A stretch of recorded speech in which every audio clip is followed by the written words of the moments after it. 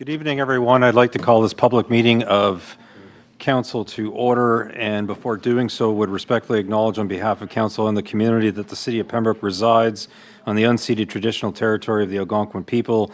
We thank the generations of people who have taken care of this land for thousands of years, and it is with this statement that we honor and respect the Algonquins on whose land we reside. Are there any disclosure of pecuniary interest in relation to this public meeting of Council? Seeing none, I entertain a motion for the approval of this agenda, moved by the Deputy Mayor, seconded by Councillor Keel. Those in favor? That is carried. Brings us to new business. So we have a draft planning advisory and adjustment committee item, Z5 2026 housekeeping items. So Madam Clerk, would you please, this meeting has been called to consider proposed amendments to the City of Pembroke zoning bylaw 2020-05 under section 34 of the Planning Act. And Madam Clerk, would you please provide a report on how notice was given? Notice was given by posting on the city website and by email to all applicable agencies on July 7th, 2026. Thank you. And Mr. Hutton, would you provide us with your planning report regarding this item? Thank you, Your Worship. So the Planning Department has been compiling a list of inconsistencies that we've been finding within the zoning bylaw and on the schedules of the zoning bylaw with specific properties. So the Planning Department wishes to correct these inconsistencies under the current zoning bylaw, and this is the list of housekeeping items. So the first item is regarding accessory dwelling units. There's a few main points here regarding these. The first is the addition of per lot to the provisions for accessory dwelling units. We had previously interpreted that that accessory dwelling units were permitted per primary dwelling unit, regardless of if multiple primary dwelling units exist on a single lot. However, the Planning Act specifies that the allowable number of accessory dwelling units are permitted per lot. So this means that in the case of semi-detached dwellings and row dwellings, the primary dwelling unit must be on its own separate lot to be allowed accessory dwelling units. The next point is regarding the addition of a primary dwelling unit definition. This definition will be that it is the largest and superordinate single detached dwelling unit, semi-detached dwelling unit, or row dwelling unit on a lot where one or more accessory dwelling units exist. The next provision is the addition of a minimum dwelling unit size for accessory dwelling units of 400 square feet. And the final one is the addition of a maximum dwelling unit size for accessory dwelling units. And your report reads 40% of the primary dwelling unit, but it's actually 80. It will be 80% of the primary dwelling unit. So these proposed amendments, they are to more accurately reflect the intended nature of accessory dwelling units. They are supposed to be accessory and subordinate to a primary dwelling unit. These modified provisions will further that aim. The next main point for our housekeeping items is the public authority and public use. The definitions of public authority and public use are proposed to be amended to provide greater clarity regarding the entities to which the definitions apply. The amended definition will specify that a public authority includes the corporation of the City of Pembroke and any boards, commissions, or committees of the city. Similarly, the definition of public use will clarify that it means a building, structure, or lot used for public services by the corporation or any boards, commissions, or committees of the city. So nothing in your report, the three subsections are included. Nothing has changed in the three subsections. The only change is clarifying who a public authority is. This revised wording is intended to provide clarity and interpretation of the public authority section of the zoning bylaw. The next item is property specific to 260 Quarry Road. This property received a lot addition via a severance of abutting 250 Quarry Road. 250 Quarry Road had and has a site-specific M1 zoning that allows for a place of worship on the retained lot.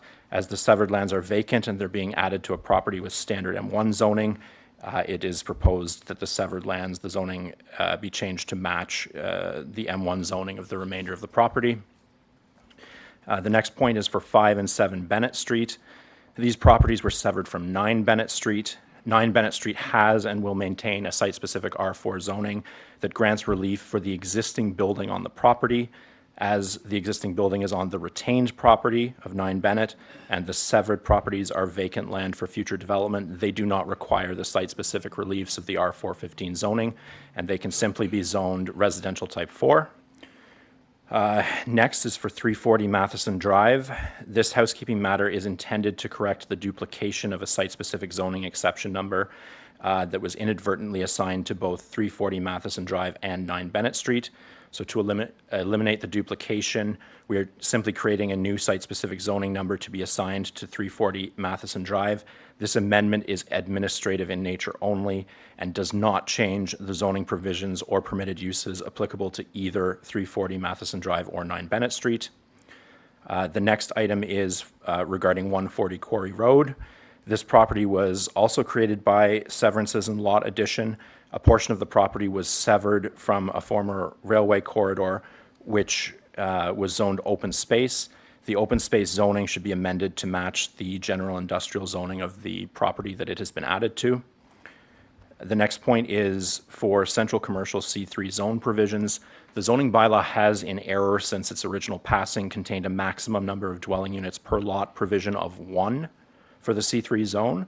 This is proposed to be removed entirely to reflect the actual uses in the C3 zone, where the maximum number of dwelling units is dictated by all other applicable provisions being able to be met. The next point is regarding accessory uses. We are simply proposing that a provision be added that to the accessory use provisions, that accessory use lot coverage not exceed main use lot coverage. This is intended to maintain the subordinate nature of accessory uses versus main uses. And our final point is regarding occupancy restrictions. The occupancy restrictions in the zoning bylaw identify structures that shall not be used for human habitation or for any occupation or activity conducted for gain or profit. Staff are proposing to amend this section to include tents in the list of prohibited structures, which already includes mobile homes, trailers, and recreational vehicles. This amendment is intended to clarify the existing occupancy restrictions and ensure that the bylaw addresses temporary structures that cannot be used for habitation. So that is our list. The Planning Department is recommending the approval of all of the aforementioned housekeeping amendments outlined in this report. They are consistent with the intent and purpose of the zoning bylaw, official plan, and the provincial planning statement. Thank you, Mr. Hutton. Did this matter go to the Planning Advisory and Adjustment Committee? It did. Okay. Does the chair of the Planning Development Committee of Council have any comments? Thank you, Your Worship. Thank you, Mr. Hutton and Colleen. The base of the corrections for the accessory, references are to tighten up the language a little bit. I mean, if you're an average person coming to buy a building permit, or you want to find out, what am I in R1, R2, R3, or am I in industrial occupation with, various other areas where they allow you to some variance, it tightens up the language and gives you the parameters to move forward properly, rather than leaving a loophole where somebody can say, well, you didn't say that. You said 400 square feet, but I'm at 401 square feet. So which is it? So it defines the language properly, and hopefully it'll make it easier for everyone, council, and particularly the public. And it was approved through the Planning Advisory Committee. Thank you. Thank you. Is there any questions from members of council? Seeing none, I would entertain a motion to adjourn this public meeting of council. Deputy Mayor, seconded by Councillor Plummer. Those in favor? We are adjourned. Thank you.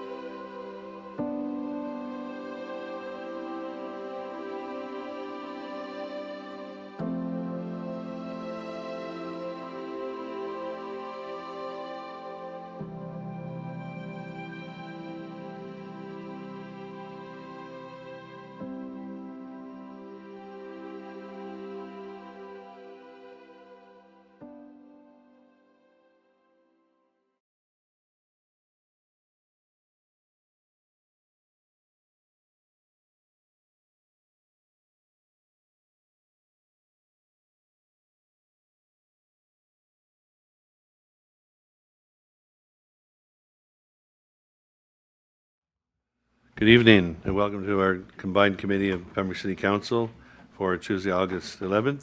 Call the meeting to order. Do we have any disclosure of community interests and general nature thereof?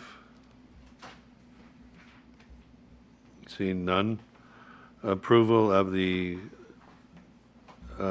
meeting agenda. Councillor Plummer, seconded Councillor Keel. Those in favor? Carried. Approval of the combined committee of July 14th, 2026. Moved by Councillor Keel, seconded Councillor Plummer. Those in favor? Carried. Any business for those minutes? Seeing none. Tonight we have a delegation from Fraser Street, request to go back to 2A. I'd like to call Wade Wallace.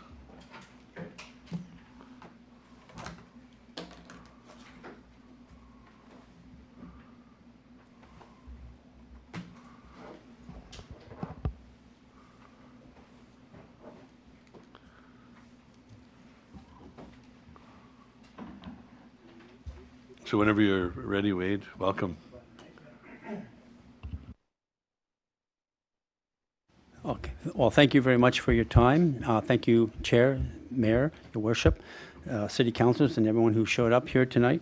My name is Wade Wallace. I've lived on Fraser Street for or Wilbert and Fraser for 15 years, roughly. I'm a retired postal worker. So I worked pretty well every section of the city and know it fairly well. Fraser Street was transformed into a one-way street in 2022, and the vast majority of residents want back to a two-way street again. We are asking City Council to return Fraser Street to a two-way traffic. Sorry, I needed my glasses.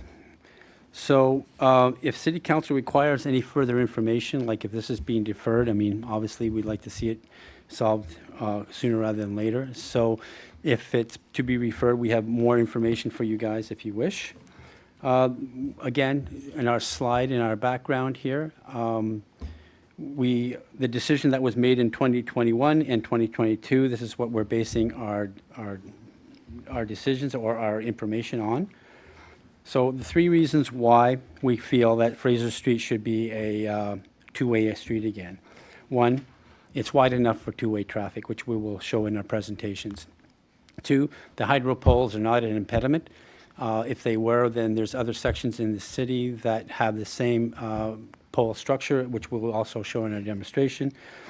And there was a police report in 2014 that was presented, but we also have a police report that city staff, thank you very much to city staff for their patience with me on this, but in 2020 and 21, where it shows there were no incidents at that intersection. As a one-way, it has become a hazard and created a self-false of security.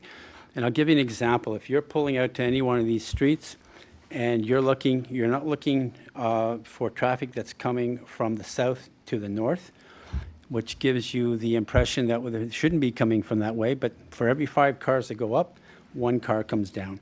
I sit at my front door there daily, and I see kids crossing the street, and they're only looking one way. They're not looking both ways because they don't think that traffic is coming down the other way. It's unsafe when wintertime comes because all the snow now is being plowed over to the other side, to the west side of the street. That causes larger snowbanks for the residents on the west side. And it also now, because of garbage removal, everyone's putting their garbage on the west side, so now your garbage, when you have a wider snowbank, now your garbage is further into the center of the road. So we think it's unsafe. And plus, there's a lot of parking on that side of the road, which makes it even more difficult. So our community wants it back to a two-way. So I have gone out. I have literally gone to every resident in Pembroke. We started off with 75 signatures of residents, and now we're up to 101 signatures. This is from residents that I've talked to at length. They put their names, their addresses, and some have even put their telephone numbers down. So that's a significant number of residents in the area, and we haven't even begun to spread further than that. In our next illustration, you'll see that if you look eastbound, you have a clear view, and if you look westbound, you have a clear view. And to this building structure here that seems to be the issue of being a blind side, I have a letter that I presented to City Council from this residency 480 that states that he's been there for 30 years, he's worked there for 30 years, and to the best of his knowledge, he has never seen an incident at that intersection. In the next slide, you'll see that what we show here is even with parking and even with two cars going the same way, it would easily hold a vehicle coming the other way. So you see there's ample room there for two vehicles to pass each other. And just as a side note on that, there's no crosswalk or no indication of where to walk across there at that intersection. In this next slide, we show the entrance of Fraser. It's 24 feet wide. That's ample. That means you have ample room, as you can see from the illustration, to creep out and pull to your left or pull to your right. It's 24 feet wide. And as a side note, we've also measured the road. It's 20 feet wide, which is also within the HTA. It's also standard width for a road of that size. The Highway Traffic Act also states that, if you also notice here by our illustration where the stop sign was and the stop line was, if you see there, you can see by that picture, you still have a clear view, but you still also have about 8 to 6 feet to creep out, according to the Highway Traffic Act, to creep out and see very clearly traffic coming from both ways. Yeah, and just as a side note to that, just in coming here today, I came down Supples, and the City Council approved a new building. If you come down Supples and you stop at the stoplight, you still have a building blocking your view there. And if you proceed to go down Cecilia Street and come down to Cecilia Street, you'll see at the very end you have two buildings blocking your view. So you have to follow the Traffic Highway Act and creep out. So we don't think there is an impediment of that building. In the next slide, you'll see that if there is a blind spot for a city staff, that mirror is up there. That was designed so that if a plow does come down that road, they will have an extra view of traffic coming from their left. And it's a helpful tool that we think that would be, could be enhanced. And just as a side note, as you can see, that mirror is still there, right beside a one-way sign. So I'm guessing they're still using it. We have other examples here of narrowness in city structures in Pembroke. We have Renfrew Street. You can see with parking and a car going by, there's literally only 10 feet there, which is standard, but that's exactly the same width as Fraser Street. And you can see our other example is Sussex and John, which have no lines and are also very narrow. If you look at our next illustration, you see these poles, and if you didn't know better, you'd say that was on Fraser Street, but it's not. It's on Everett and Renfrew Street, where, to our point, there are poles all over Pembroke. In our final showing again, that Pembroke Street is definitely wide enough. You see, and I went to ask these guys if I could take their picture. You can see that even with them extending out into the road and a large truck passing, there's still ample room for two vehicles to pass safely. You can also see on the right-hand side a city vehicle, not to get anybody in trouble, but you can see a city vehicle going down the wrong way. And also to that picture, we would have a video to show you at the end of this. So we feel that it's safer for it to be a two-way again. It would be safer for snow removal, safer for all the residents living on the west end of Fraser Street. We think it creates a it's not safe for people to feel that it's safe because it's a false sense of security for residents who are trying to pull out of their laneways or trying to come into these intersections. Once again, I watch children and I see them crossing the road, not looking both ways. We have not 75, but now 101 signatures. People who I've talked to at the door at length, they're very clear on what they were signing. And if we can show that last video.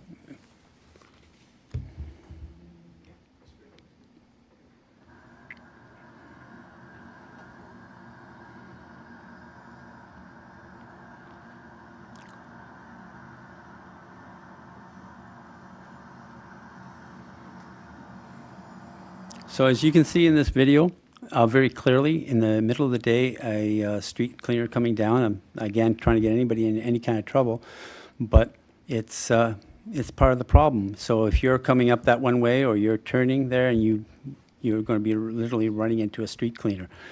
The other suggestion, too, that was made, which was as far as snow removal goes, there is a solution to that, because when most snow vehicles have their plow on the right side.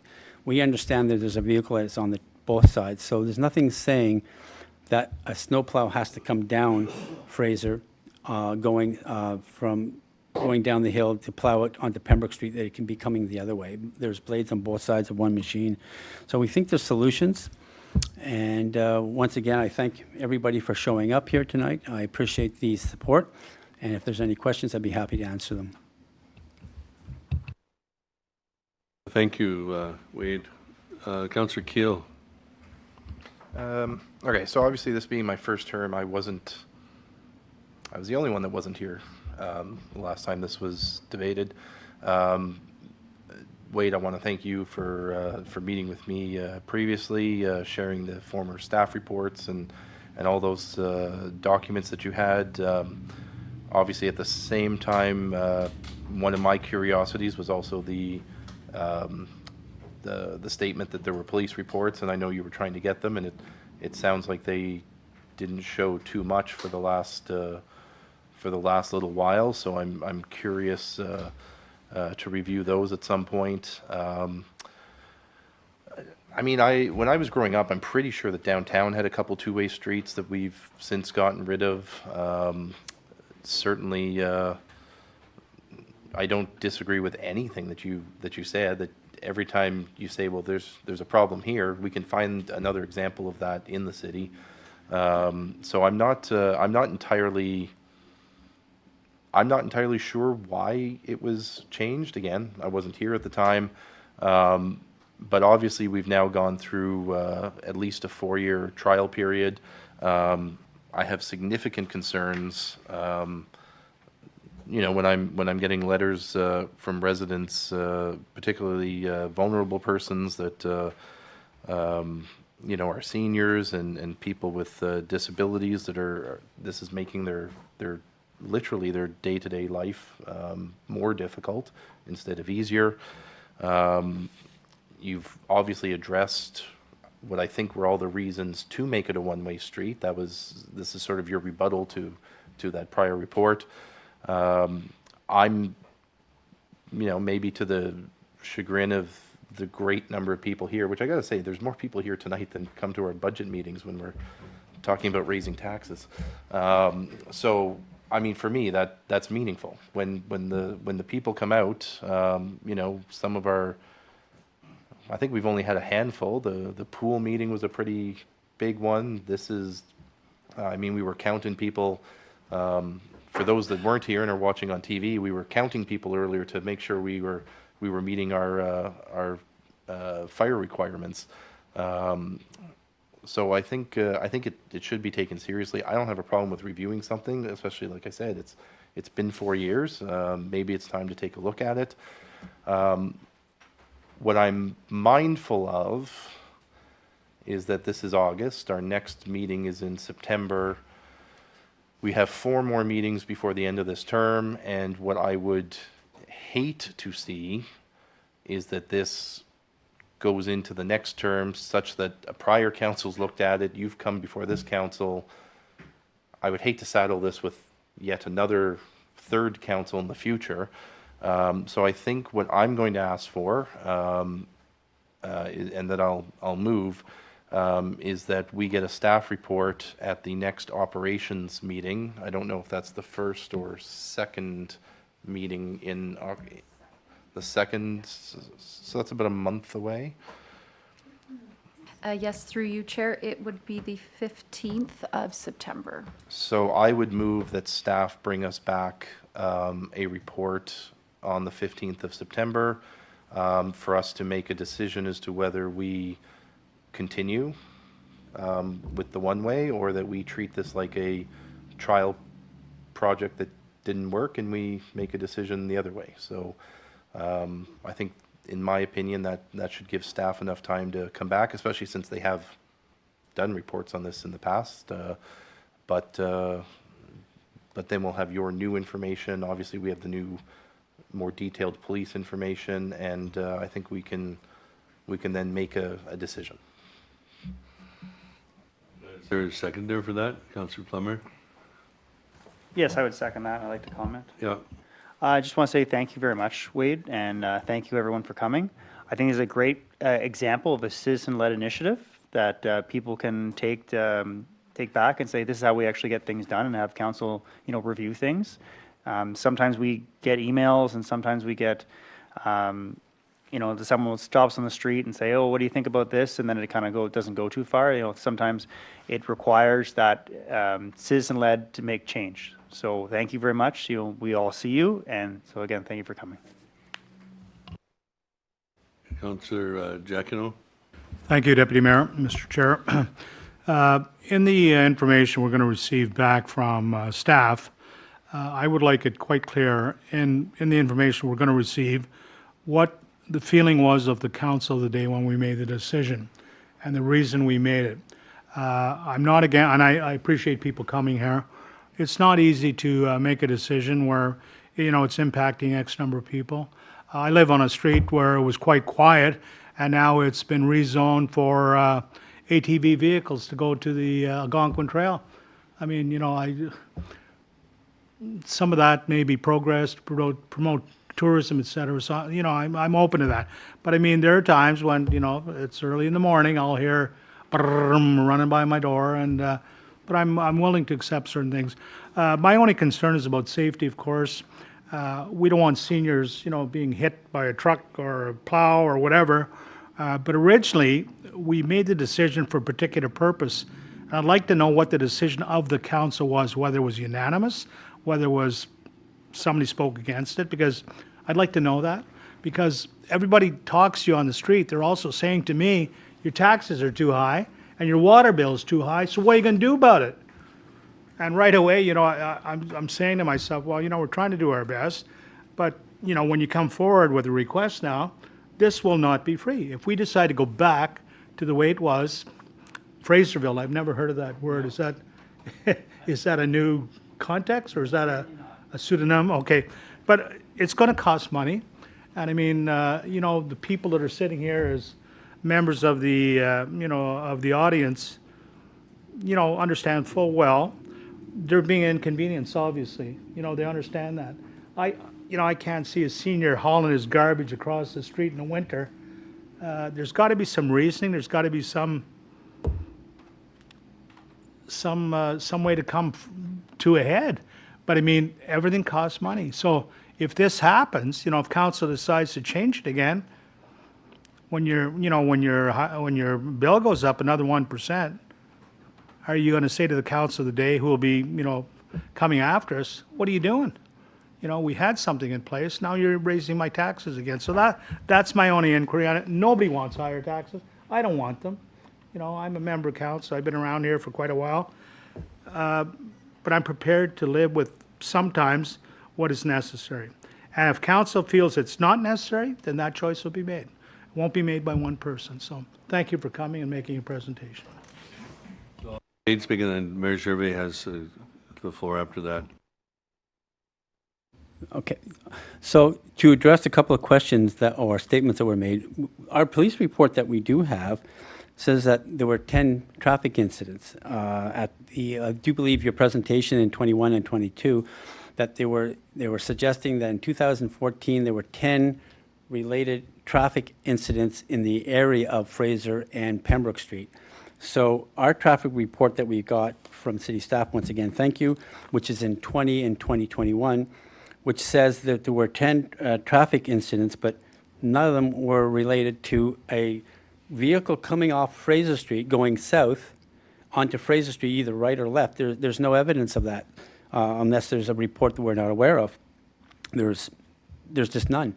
So there's no accidents of people hitting telephone poles. There's no accidents of people causing an incident at the intersection. Maybe maybe in the parking lot at Monchon's, but there's none.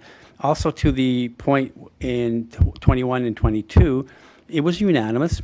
All city council voted in favor of it at the time, based on the knowledge that they had at the time. I think it was an interesting pilot project, which I feel strongly in representing the people who signed our petition, saying that we don't think it's a good idea. We want to see it a two-way again. As far as increasing our taxes goes, I would say, well, you know, you can pull all those signs that are there and maybe recycle them, I suppose, but we don't see where it's going to be a cost to take signs out of the intersections down there and maybe put a line down through the middle. I don't see how that being a high cost to taxpayers. Thank you, Wade. Mayor Gervais? Thank you, Mr. Chair. It's building upon what Councillor Plummer said. I wanted to thank you, Mr. Wallace, as well as everybody for coming this evening. As Councillor Plummer says, sometimes individuals stop us, sometimes they email us, which are all appropriate ways to get our attention, and we all take that seriously. But to come out, do a delegation, follow our procedural bylaw, that certainly bodes well, I'll put it this way, in terms of getting the attention of council as opposed to other less desirable ways of trying to get individuals' attention and to make various comments out there. This is the appropriate way. This is the appropriate way to reach out to council and say, okay, I have a concern, this is what the concern is, present your argument, and then it allows us with this particular motion to get a report. I'm every bit confident, because it would be coming from Mr. Lewis, so I'm every bit confident that we're going to have a very detailed report. He's never had not a detailed report, and so it'll be a detailed report that I have no doubt will pull everything together so that we can review it and understand what transpired, where we've come from there, and then this council can make a decision based upon that. But I truly, honestly, thank you for coming, because it's far better to draw to the attention of council that you have a concern than other, and I'm not going to say what the other ways are, but they are not desirable to be slandering and other comments to members of council. This is the way to do it, so I do appreciate it. If I can just comment on that, I want to say an extra thanks to city staff. They were extremely patient with me, and I'd like to thank everybody who showed up here tonight supporting it one way or the other, and thank you to city council for listening to our presentation. And also thank you, there's someone who would like to thank especially, who has helped me with this, but he wants to remain anonymous, so thank you to him. So if I could just speak from the chair, Wade, you and I were there over an hour last week, and ironically, a car came down the wrong way of the street. And I know when Councillor Purcell was there, the same thing happened. I've spoken to some residents in the neighborhood, and they've expressed the same concerns that you have. That's why they're here tonight. So just want to commend you, like the rest of council said, for a very detailed report and the support from your neighborhood. And staff will come back with a report, and a decision will be made when the report comes back. Any closing comments from you? Well, thank you for reminding me of that, because I went and forgot. I mean, that's an interesting point, because you were there, and Troy Purcell was there right on the corner. And as Troy was there, a car went right by, and I said, Troy, there's an example that there's ample room for two cars to go by each other, totally safe. And the other point is like I was saying before, when I sit on my deck, I'm seeing 5 cars go up and 1 car going down. And then when you were there, you seen a car coming up one in the middle of the road and another car coming in the road. That was an accident waiting to happen, but there was lots of room for people to get on the right side and pass each other safely. So it keeps coming back to our point that it's not safe in its current position. It was a great pilot project. I understand why City Council voted at the time, and we just would like to see it go back to being a two-way. Thank you. Okay. Well, thank you very much for coming tonight, and thank you everyone for coming also. Sorry about that. We have a motion on the floor for staff to come back with a report at the September 15th Operations Committee. Those in favor? Carried.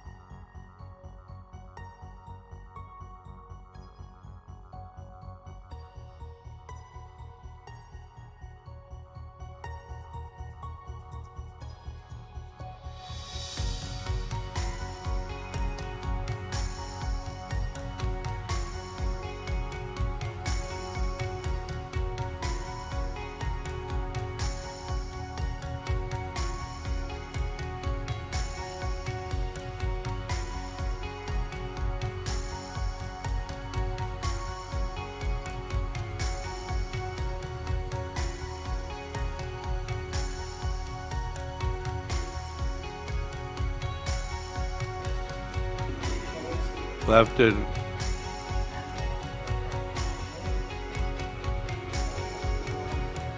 Thank you. We have. Okay, we have to move on, but if you want to call one of us, we can come and see you.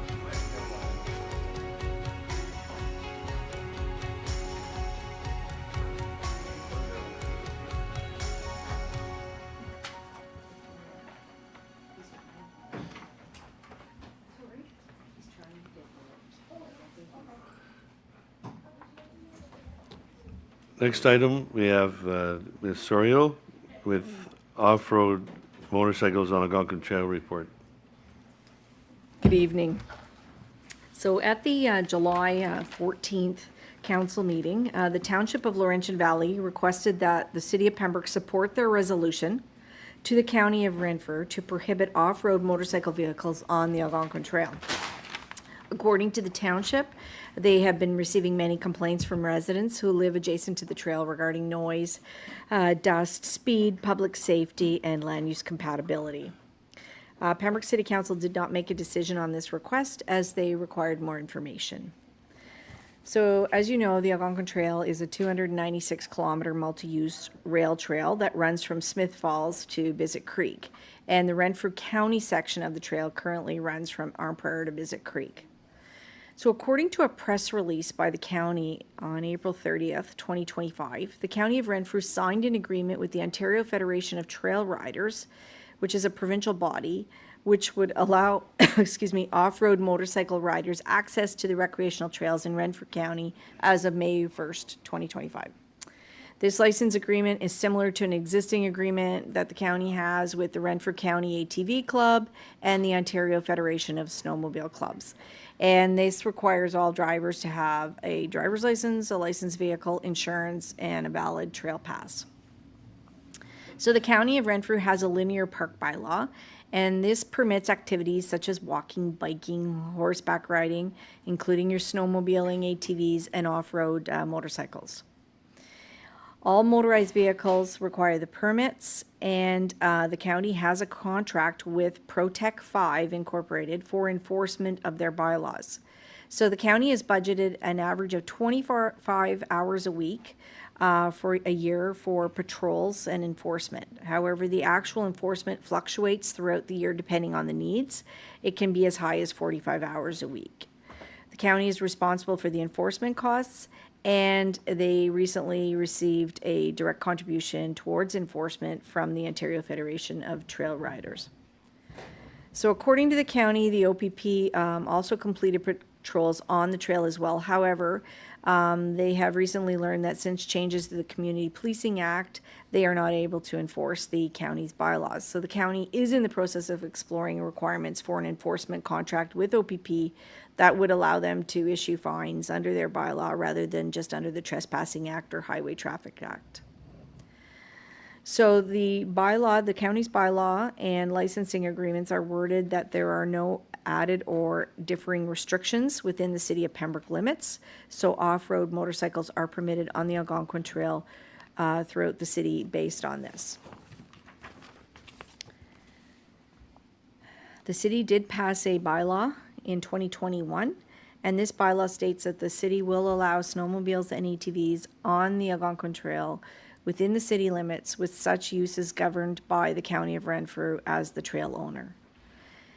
It's important to note that the city bylaw department has not received any complaints due to off-road motorcycles on the Algonquin Trail within the city limits. The town of Petawawa was also asked to support the Township of Laurentian Valley's request to remove off-road motorcycles from the trail, but they did not support their request. The town felt the majority of off-road motorcycles on the Algonquin Trail drive safely, follow guidelines, and are respectful to others. The town indicated they will continue to work with the County of Renfrew and the OPP to ensure there is an increased enforcement along the entire length of the Algonquin Trail.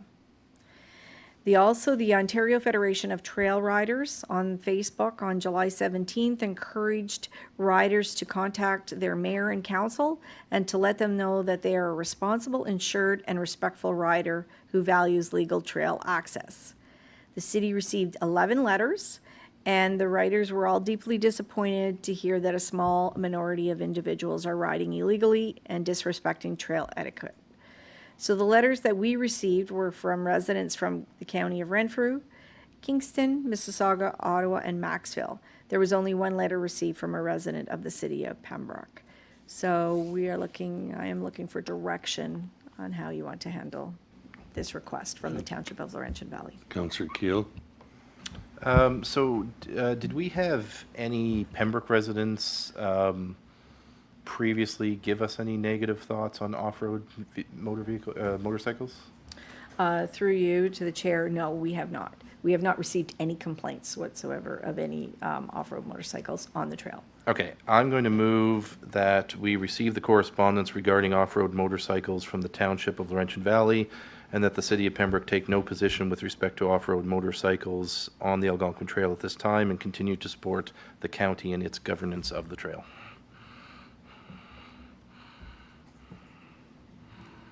Seconder. Councillor Giacono. The mover, do you want to speak first? I have no further No? comment. I think that one was self-explanatory. Councillor Giacono. Councillor Plummer. Just for clarification, you mentioned that the county and the OPP are working together to try and enforce these bylaws, I guess it is, or so they can enforce more fines and things on the trail. Is that correct? Through you, presently the OPP are not, through the new policing act, but they are looking at ways, the county is looking at ways to get the OPP back on the trail, but they do have a private security firm that is managing the enforcement of the trail between 25 and 45 hours a week. Right. I hear that, through correspondence, we haven't had any complaints as far as, motor vehicles at this point, or motorbikes at this point in time. I think it's important to note too that there are ways of slowing vehicle traffic down without necessary enforcement, such as, chicanes and other kind of, you could add speed bumps, things like that could be added possibly at, crossings to basically slow these vehicles down and then stop the dust, because typically the trail does run, mainly through rural areas, but then when it comes to roadways, that's when normally houses and streets and passes, where the train used to go by.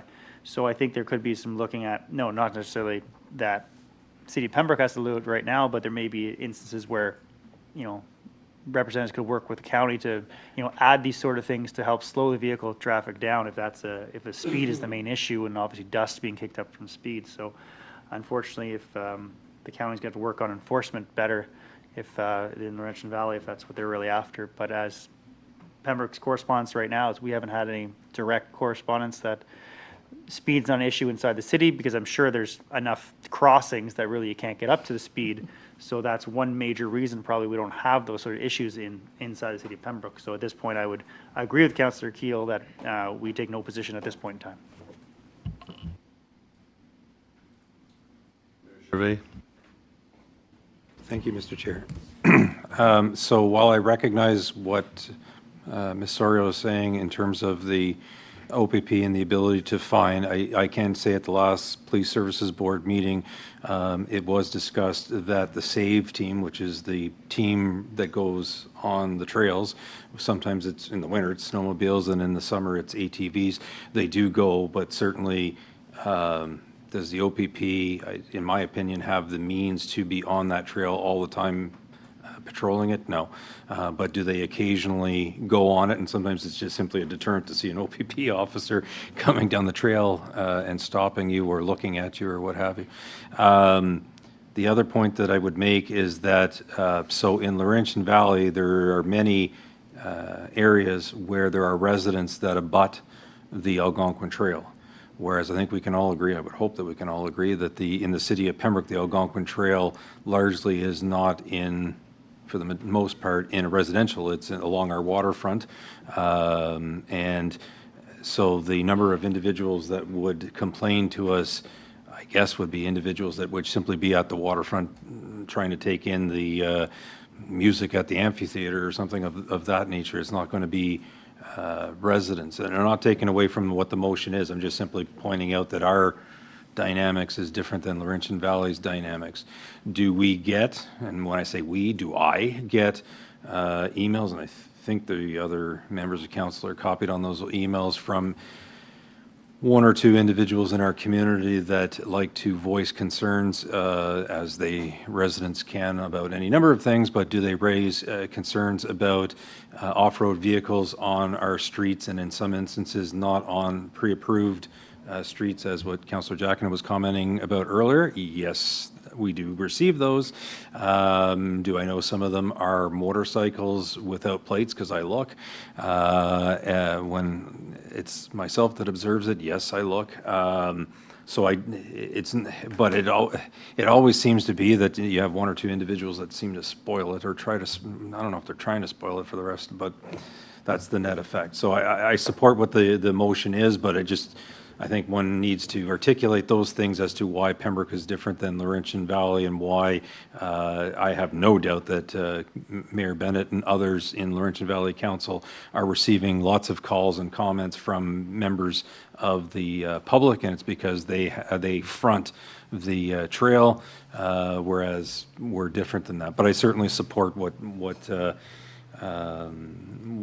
motion that Councillor Keel has brought forward, and simply, I guess this is coming forward simply because we received that letter from Mayor Bennett, and here we are.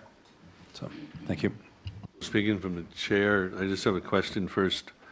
When the county decided to have motorbikes, dirt bikes on the trail, Pembroke we were not consulted, asked for permission? Through you, I don't believe they were. I'm not sure. I wasn't part of those discussions. Okay. But all I have is our copy of our bylaw, and that's the only bylaw that I could find that just said ATVs and snowmobiles. Right, okay. So I spoke with Mayor Bennett and Councillor Hughley, Laurentian Valley. I won't be supporting the motion for a couple of reasons. The county didn't request input from Pembroke for approval of the dirt bikes. They wanted a uniform bylaw, from what I understand, maybe I'm wrong, they have a trail out near Calabogie, the KAPR trail or KMP, and it's less than 50 kilometers long. The dirt bikes are allowed in that. Apparently there's only 10 buildings on that trail, but in this trail here you have 290 kilometers, and there's multiple buildings, a few in Pembroke, but it's also up behind, across from Mercy Lodge Crossing, the homes up there. The county feels that their bylaw overrules Pembroke's governance. Is that correct? That we don't have a say? Is that what they're saying? Well, through you, it did say in our bylaw that with such uses governed by the county of Renfrew as the trail owner. That's part of the wording in our bylaw. Right, okay. They have one person to enforce it for over 290 kilometers, 25 to 40 hours a week, all the way up to Biscuit Creek and past Laurentian Valley boundary. It's very hard for the person to enforce that. You don't have a contract now with the OPP. So this, in speaking with Mayor Bennett, if we did pass a resolution, which obviously is not going to happen tonight, it would send a message this is an example of a few ruining it for others. And it would send a message to the county that there is a problem and it needs to be looked at. And I have spoken to a couple of residents recently, and there is a problem in the Pembroke area with noise and loud noise all hours of the night and different things. It's not a good situation. But I just want to make it clear, I'd support the resolution because it would send a message to the county that there is a serious problem. And that's why Laurentian Valley passed it. And I think we should support our friends in Laurentian Valley. But anyhow, that's my thoughts on that. Any further speakers? Councillor Giacono? Deputy Mayor, did you say you're supporting the resolution or not supporting it? No, I support the resolution, but I won't be supporting the motion. Okay. Call the question. Those in favor of the motion? Those opposed? Motion carried. Thank you.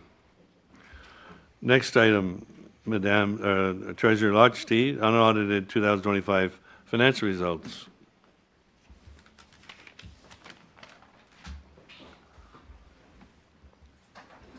Welcome. Good evening, everybody. Okay. Sorry, wrong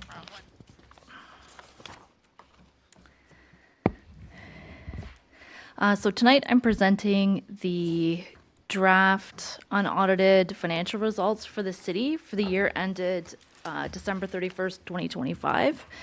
So in the general fund, the accumulated surplus amounted to $925,192.86.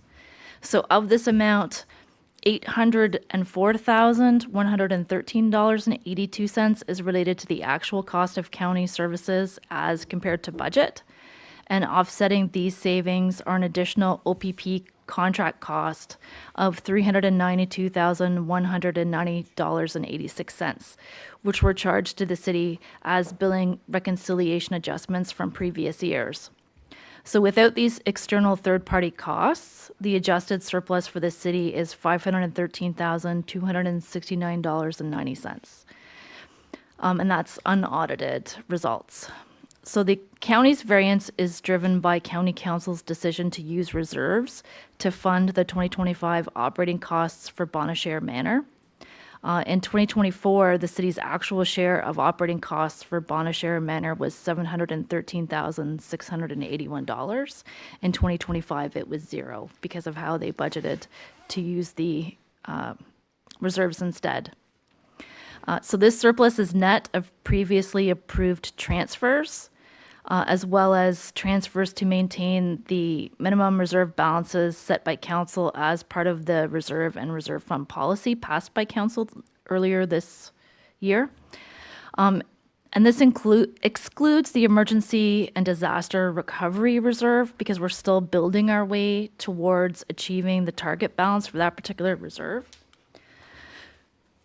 So the final 2025 reserve and reserve fund transfers have been included in the council agenda for formal approval to complete the 2025 audit paperwork. So this is part of our normal process where I'll present the unaudited results to you. All of the transfers in and out of all the reserves are included at the same meeting as part of council's agenda. What that particular resolution doesn't include is the decision tonight on how to allocate the $925,000 surplus. So that is typically presented the same night that the auditors come to present their final results. So if there is any audit changes or differences, the resolution will reflect that. And as well, I have a few other reports that I have to present to comply with Ontario regulations. So the resolution that's before tonight as part of the council package is just the amounts in and out of reserves that have already been approved by council. The only difference is that instead of budgeted numbers, it's actual numbers now. So if we had budgeted to spend up to $110,000 on a vehicle and the funding was coming from the vehicle and equipment reserve and we only spent $108,000, the resolution has $108,000 in it. So I just wanted to clarify that. So the proposed allocation of the 2025 general fund surplus is presented as part of this report. And so it is proposed to transfer $150,000 to the emergency and disaster recovery reserve. So we have been gradually increasing this reserve year over year. So if this was approved, it would bring the balance in that reserve up to $702,000. So we would only have one more year to go to get it to its target balance, which this year the target balance would be 3% of own purpose taxation or $811,000 and change. It is proposed to transfer $150,000 to the Aquatic Center Reserve, an additional $50,000 to the Parks and Recreation Reserve, $75,000 to the Bicentennial Reserve. it is proposed to transfer 1% levy increase of $295,520 to the levy stabilization reserve. So we do have 1% in the reserve right now, which was intended to be used as part of the 2026 budget. So at the end of 26, the balance is expected to be zero. So it's proposed to add this just to offset any and smooth out any unexpected county or OPP increases. That's part of the 2027 budget, with the balance of the 925,000 going to general capital reserves.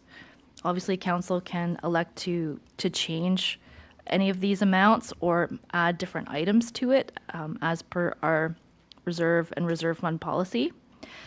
In addition, the city did receive a significant amount of premium refunds from our WSIB account. So in 2025, we received $311,987. So as per the reserve and reserve fund policy, this was transferred to the city's benefit administrative contingency reserve. So with this substantial amount received, this reserve balance is now sitting at almost $600,000, which at this point I think is more than what that reserve really needs. We use that to fund any unexpected staffing costs, sick leave, and items of that nature. So it is proposed to transfer $200,000 from that reserve to the general capital reserve to support the city's long-term capital plan. So pending committee feedback, a formal resolution for the allocation of the $925,000 surplus for 2025 would be brought forward. In my report, I say the next meeting, but really it'll be when the audit is presented sometime in October. So the water funds actually ended the year with a deficit. So it had a $554,186,000 loss, which was caused by the emergency repair of the Riverside Drive water main. So unlike the general fund, we don't have a specific emergency and disaster recovery reserve for either water or sewer. So their existing reserves, they have one for, so for water, they have one for distribution and one for the plant. For sewer, again, they have one for collection and one for the plant. So that had to come from the reserves that they have, which I've shown in the table of this report. So that has significantly brought down some of the reserves that the water fund has. The sewer fund ended 2025 with a surplus in the amount of $682,480. So this was transferred to the joint sanitary sewer capital reserve as required in our policy. So certainly the committee or council may propose an alternative surplus allocation to the existing reserves and or the creation of new reserves and or the setting of new minimum reserve balances. So this contributes to long-term financial planning for the city, and I will hand it back for any questions. Questions, comments, motion? Mayor Gervais, then Councillor Giacono. Thank you, Mr. Chair. Well, there might be a question or two in this, but let me start with this. So this is an excellent report to illustrate to the public, and I know we all know this around the table, that things come up that are outside of the control of council. And I know that's trite for us to say that, but there's some members of the public that seem to think that we are able to manage and control everything that happens in terms of budgets and how we address certain things. And so this is an example of how, despite the fact that we have members that sit on various committees at the county level, this is an example where the County of Renfrew makes a move, and this is no disrespect to the county. The county decides to do certain things, and it is our service delivery agent for a number of different things, and when they make a decision, it impacts our budget. Similarly, OPP, we can see when costing, and again, this is no disrespect to the OPP, this has to do with how billings happen in respect to OPP, but that again affects us. We've seen it in previous years with respect to insurance and the effect that that has upon our budget. I'm saying that, and I know I'm, probably belaboring it in respect to members of this council, but It's certain individuals in our community that don't seem to understand those things, and maybe it's because they're not here, but that's why I'm saying it. Hence the need for reserves, and I know that staff constantly talk to us and speak to us about the need for adequate reserves to be able to address fluctuations that are beyond our control.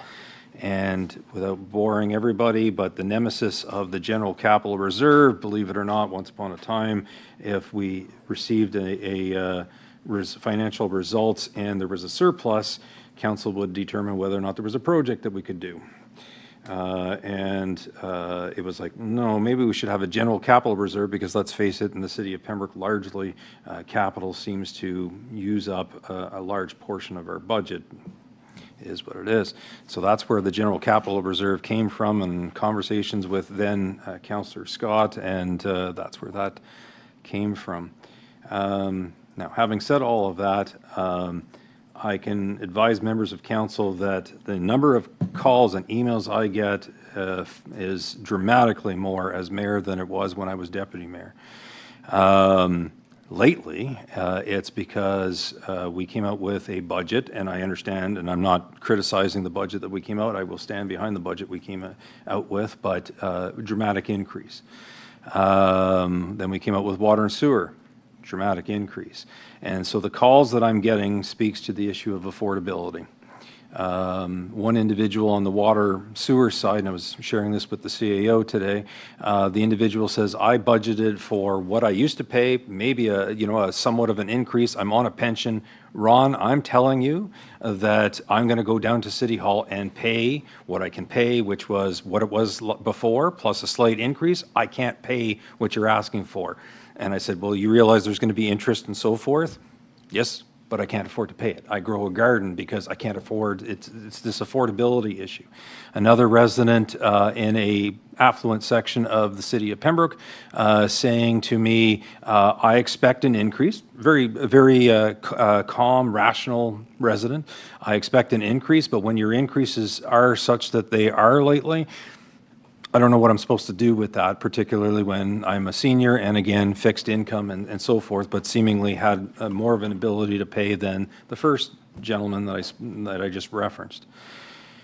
So then I look at what's being proposed, and if I remember correctly, we were told previously that you could put things in certain budgets, certain reserves, and certain reserves you can move them around later as see fit and so forth, and I get that. I just have concerns. I understand trying to top up the emergency disaster recovery to get it to at least the minimum. I can look through all of them and say, yes, in the Aquatic Center Reserve, which I believe is having to do with the new facility, Parks and Recreation, the Bicentennial, I get all of them. But when I talk to these individuals that simply cannot, or seemingly are having a difficult time, maybe cannot is harsh, maybe it's having a difficult time doing it, I start to wonder whether or not some of these funds shouldn't be going into the stabilization so that next year, I'm not saying go back to doing 2% increases or 4% increases, but something to try and ease up on the ratepayers. And I recognize you go around this table, I'm sure we're going to go around this table, and someone is going to say, well, we want to do the bicentennial and we need funds there. And the next one's going to say, and I know that we need money in the terms of this aquatic reserve. I'm just cognizant and severely concerned about residents and their affordability and their ability to pay. And if it means, and I commend council for creating this levy stabilization reserve, so does it mean lowering some of the other ones to try and top up that some more so as to make it a little bit easier? Because as I keep telling members of the public, the unaudited surplus, those are taxpayers' dollars. It is just that this is what has come to pass, and now we have $925,000, which and I did ask it once before, so every percent is $274,000. So it's a several percent increase, and so it's not. I remember one councillor saying, "Well, we'll give the money back to the residents." I don't foresee that happening, but maybe indirectly that's what you're doing when you do the stabilization to try and smooth it out somewhat, because some of these residents are having a tough go. So I'm just throwing that out. I'm not suggesting that, hey, how about we move this and how about we reduce this? I want to hear from members of council, but it's just, I'm trying to say, folks, these are the calls that I'm getting, these are the emails that I'm getting, and it's tough. It's tough. And as I say, we could justify each and every one of them because they're all worthwhile reserves. That's why we created them. But what are we doing with certain individuals? And I realize we've directed that staff's going to come up with some sort of way of assisting, low-income residents and what we're going to do about budgets and taxation and so forth. I get that, but I don't know. So I'm just putting that out for food for thought for council members because I honestly don't know. Thank you, Mayor Gervais. Councillor Jagino, then Councillor Plummer. Thank you, Mr. Chair. Through you to our treasurer. I would like a definition of what the aquatic center reserve means. Does that mean the funding of the pool that we have now or for future growth down the road with a larger center? I'd like to know what that means. And please. Yep. So through the chair, the Aquatic Center Reserves definition for eligible expenditures is capital expenditures for the current Kinsman Pool or new aquatic facility. So it's either or. So it's and or. Yep. Okay, very good. That clarifies it. Thank you. Councillor Plummer. Thank you, Deputy Mayor. I don't disagree with the mayor's comments at all. It is important to have reserves, and we understand these are tax dollars, and people are in hard times, and it's important to be mindful of every tax dollar that we have that comes in and spend it wisely, and that's what we were elected to do. I also don't have an issue with just leaving it as is presented at the moment. We all have the opportunity at budget time. The general capital reserve, putting the extra money into that. Right now, we're going to have the levy stabilization is going to be up at over 560,000. So we could always pull money from the general capital reserve at a later time to, top up something else, as well as we were talking about the emergency disaster recovery. And I guess my only question is to the chair, putting money in these reserves, does that restrict us from moving them around at budget time, or can we move in and out? Through the chair. Unless it's a restricted reserve, because we do have some, for example, related to the gas tax monies that we receive, we can't move that around. But if it's a council-directed reserve, then council can direct to move funds around. Again, water and sewer are different because they're joint reserves from Laurentian Valley, so we would have to ask permission to move monies around from there, and it would still have to stay within water or within sewer. But in terms of general reserves related to general fund, not related to grants and that kind of thing, then yes, it can be moved around. Okay. So with the comments from the treasurer, I think, trying to take one little reserve, add an extra 50,000 here, add 100,000 here, we're going to take from there. I think it may be premature at this point in time just to do that. The treasurer presented a reasonable plan. I'm okay with it going forward at this point. When we get to budget, if we're also around the table, we can decide at that time where we want to put these, and the council today can decide where to, best spend these tax dollars and respect the taxpayer. Councillor Keel. So I think the one thing we would all agree on is budget is one of the hardest parts of this job. It's easy for us to sit around this table and increase everybody's taxes, and that's the way that it seems. But I can tell you, it's not easy. It's everybody takes it very seriously. We meet in here, 3-4 days of budget every year, and they're tough. They're tough calls. As the mayor said, it's hard to go grocery shopping at this point and not get stopped from residents saying that things are what they are. The reality is as much as you want to plan for something, and as much as you think you know what you're going to get into when you come in here, all of a sudden then a major water pipe bursts literally on the eve of budget. and you're fixing that. Or the OPP,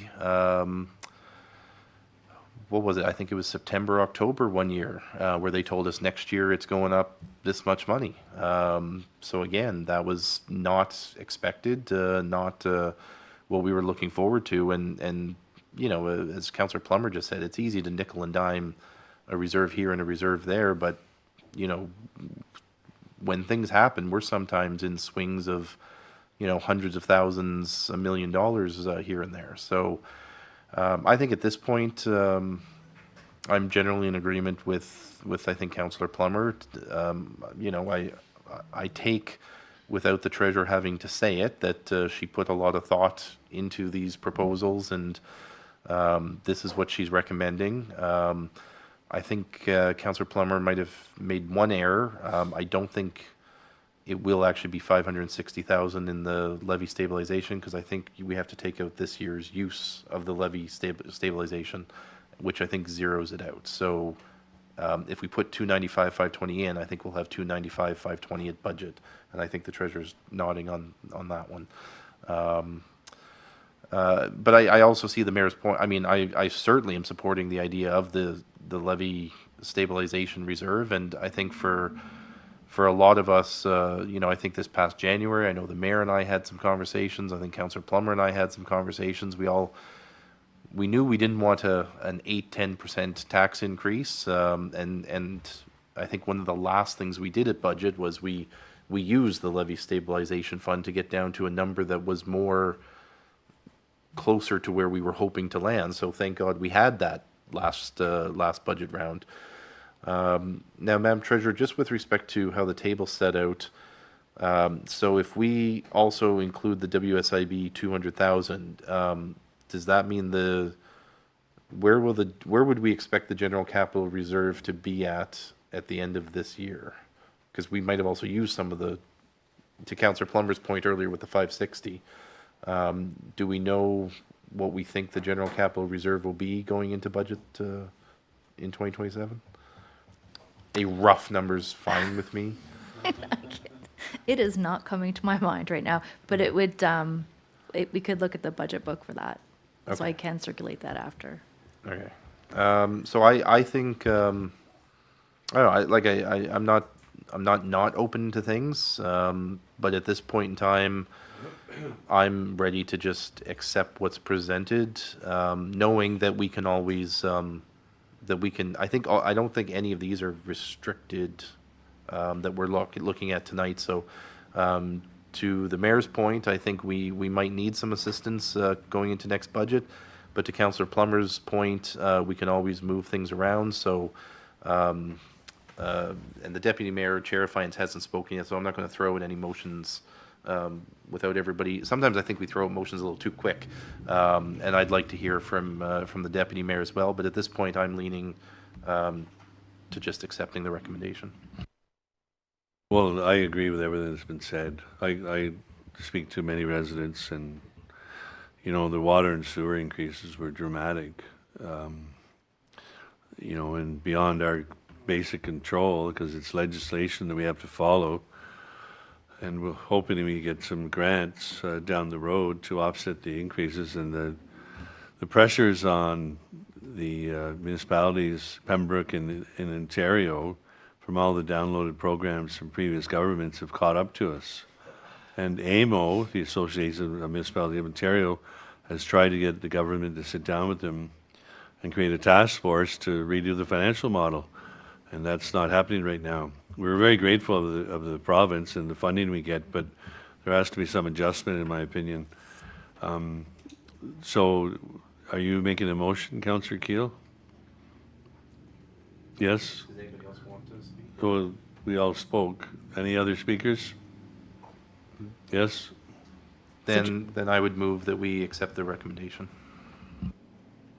Seconder, Councillor Plummer. Speakers for that motion? Not necessarily speaking to it, but I think Madam Treasurer had go ahead. an answer for Councillor Keel. So my trusty Go ahead. deputy treasurer handed me her budget book, so thank you. Okay. Marcia to the rescue. So we had budgeted to use 237,000 in the 2026 budget of the general capital reserve. So we'll be roughly in the same position that we're looking at there. Yeah, okay, that doesn't, So we have a motion on the floor to approve the proposed transfer of the 2025 accumulated surplus in the general fund as per the recommendation of this report. Those in favor? That motion is carried.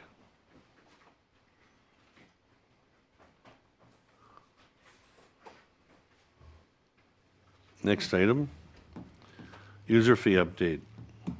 Madam Treasurer.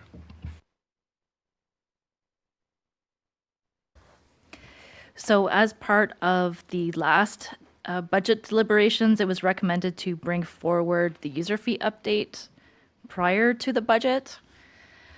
So we have gone through with, back to all the department heads to have them look at the user fees one more time. I have asked my department to look at fees related to administrative fees that are in our current user fee bylaws. So they have made a couple recommendations. One to increase the NSF fee to $50, and the other to include a new fee for tax reprints, receipts, and statements, because that's something that's already provided if you keep your original information. With the others, they're all automatically being updated by CPI under the administration fee section. The only other admin fee that could be considered is some municipalities charge fees for new tax accounts or ownership changes. So these fees haven't been recommended by staff this time as well as last time, as they fear they may negatively affect new residents' perception of the city as a welcome tax. Welcome to the city, here's an extra $20 fee. So they haven't recommended that one, but some municipalities do charge that. For example, Arnprior charges $42 for a new roll number, so in the case of a severance, and for an ownership change, they charge $20, a $20 fee every time that happens. So for the building and planning section, they aren't recommending any changes because they have been recently reviewed and are already linked to CPI. For the operations department, they have updated a few fees for clarity and added some new items, and all of their fees are also already linked to CPI. For recreation and facility fees, we are once again proposing a fee higher than what we anticipate CPI to be, to try to close that gap between current fees and what's needed for asset management while still being an affordable increase year over year. So they are once again proposing a 5% fee increase year over year from 2027 to 2029. For the fire department, no changes are recommended as these fees are linked to CPI.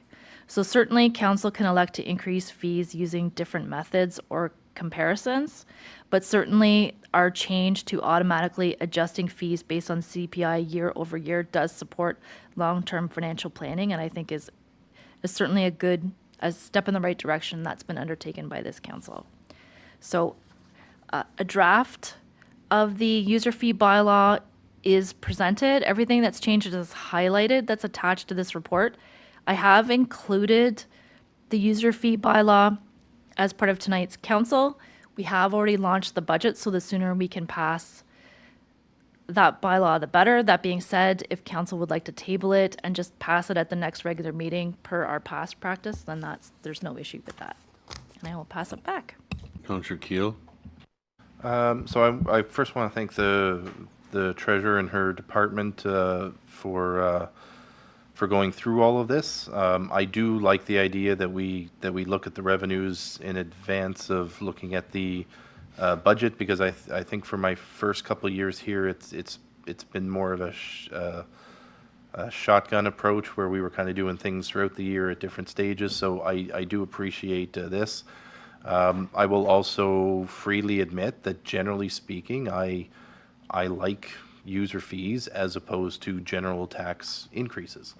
If for no other reason, then it helps to shift instead of general taxes on everybody, it helps to shift some of the cost of services onto the actual individual users of the service.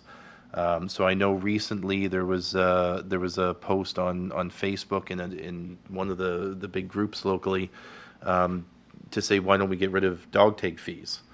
And one of the posters tagged me in it, and I messaged them and I said, well, here's the problem. I said, if you want us to get rid of dog tag fees, that's fine, but we still have to pay for animal control. So if we're not getting money from people with dogs, we're just raising everybody's taxes across the board to fill that hole. And I have to say to you, I had about a 2-day long back and forth discussion with this particular resident on fees.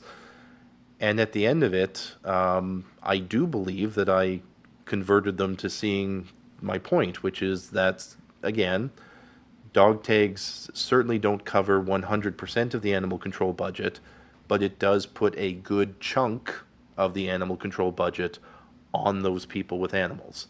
The rest of us still contribute through general taxation, but if you could take rid of the animal tags, the rest of us are all contributing more through general taxation. So I support the idea of these fees. And the fees also, as we can all see in this list, they tend to be smaller, your taxes, thousands of dollars, 4 times a year. I encourage anyone who's not on a monthly plan to get on the monthly plan. That helps, smooth it out for you as well. But I think these fees, they're a bit more palatable when they only come when you use a service, or they only come if you choose to do a certain thing, and you only pay this smaller fee at that time. So I am a big supporter of fees. I know the treasurer and I met previously, maybe a year or so ago, and I said to her, I'm like, can you go find some other fees, again, to help us raise money. The reality is the city costs money. I'm never going to be able to sit here with a straight face and decrease everybody's taxes by 50%. It's not possible. Buildings cost money, staff costs money, roads that people want done, it costs money. The question is, how do you best raise the revenue? To the mayor's point earlier, when we're talking about reserves, how do we best manage increases? So it's a far more complex game.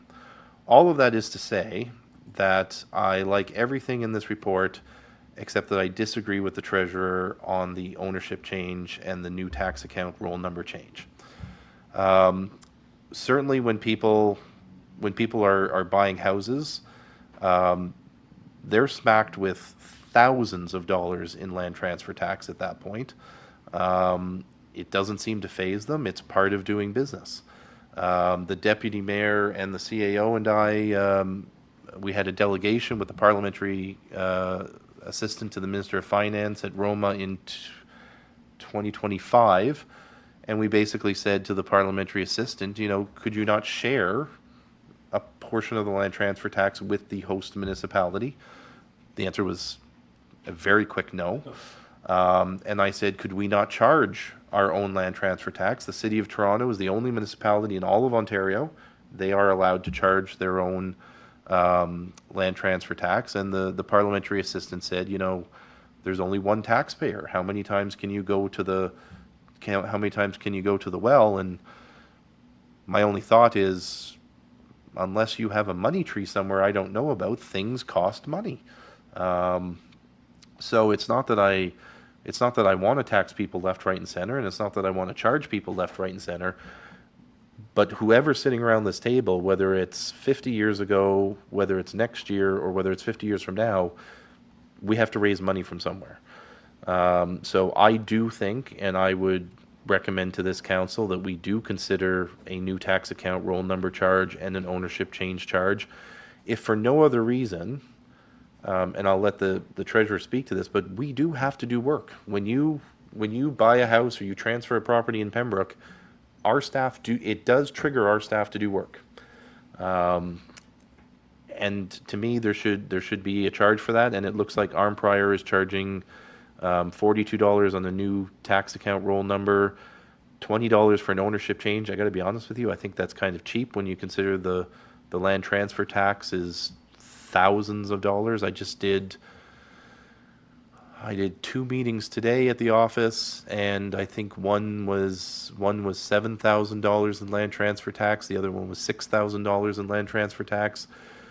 So, and again, the city gets none of that. So even though you transfer land, and our treasury department has to do some work, has to change names, has to do stuff, we're not getting anything from any of the fees or any of the land transfer tax. So I would recommend that we do take a look at this. Otherwise, I'm fine with the other recommendations. Thank you. Gervais? Thank you, Mr. Chair. Don't take exception to anything that Councillor Keel has said, except for the one item, which is Commissioner of Oaths, residents, and the non-residents. I frankly think that this should go up. Like, I've Googled other municipalities. I see that staff have taken the time to look out at other municipalities, and they're giving us a range of 10 to 25 and then 10 to 35. And frankly, I think it should go up. I know, in my opinion, if whoever was to attend at a lawyer's office, it would be higher. Curious as to what Councillor Keel's thoughts are on the subject in light of that it's a commissioner. Jumping in real quick, I charge $75. Okay. And so in terms of myself, so I'm lower than yours, but it's still a hell of a lot higher than this. And so I think those two should go up. And I don't want to come across as we're nickeling and diming, but it's exactly what Councillor Keel is saying, is that there is, funds that we need to run the municipality. And so frankly, I think those two should go up. Otherwise, I have no issue with all the different ones that are there, but those two need to go up. So, Councillor Plummer? Thank you. I agree with what's being said. Treasurer, you mentioned this could come back in a bylaw anyway, so that I think the corrections can be made at that time and then presented. So, I'll wait for the bylaw then. Madam Treasurer? Okay. So, in terms of the administrative fees related to a new tax account or roll number versus an ownership change, creating a new roll number is more work, so that should garner a higher fee. So if you're to ask my opinion about what kind of a fee we should charge for that, I would say $50 would be reasonable. For the ownership change, I would say $35, because it's still some work involved in that. For the Commissioner of Oath, my question to council is, do you still want to have a difference between the two? Certainly, there's a limitation on the types of Commissioner of Oath documents we can actually do, because there are some that can only, like, the city doesn't have the ability to commission certain documents. So we're mostly the simpler type of commissioning activity. But I don't know, does a $50 non-resident fee seem reasonable? Do you want me to go back to staff and look at it again, and with maybe a $35 for a resident? So just throwing that out there for further feedback from council. I would accept all of those numbers that you just proposed for the roll number, the transfer, and the in and out of town commissioner fees.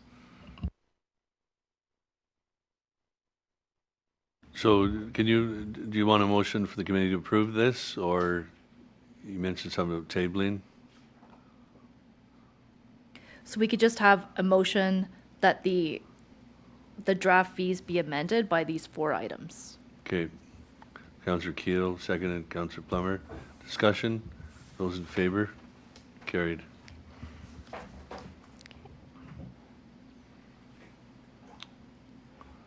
Next item, water policy update.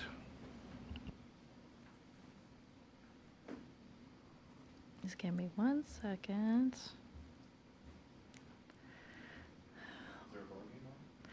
No, apparently my printer ran out of gas, so I have to look it up, my report up online. I guess I should have noticed it was a little light. Okay. Oh no, I've got it now, I think. Yeah. Darn it, that procurement policy is a long one. Okay.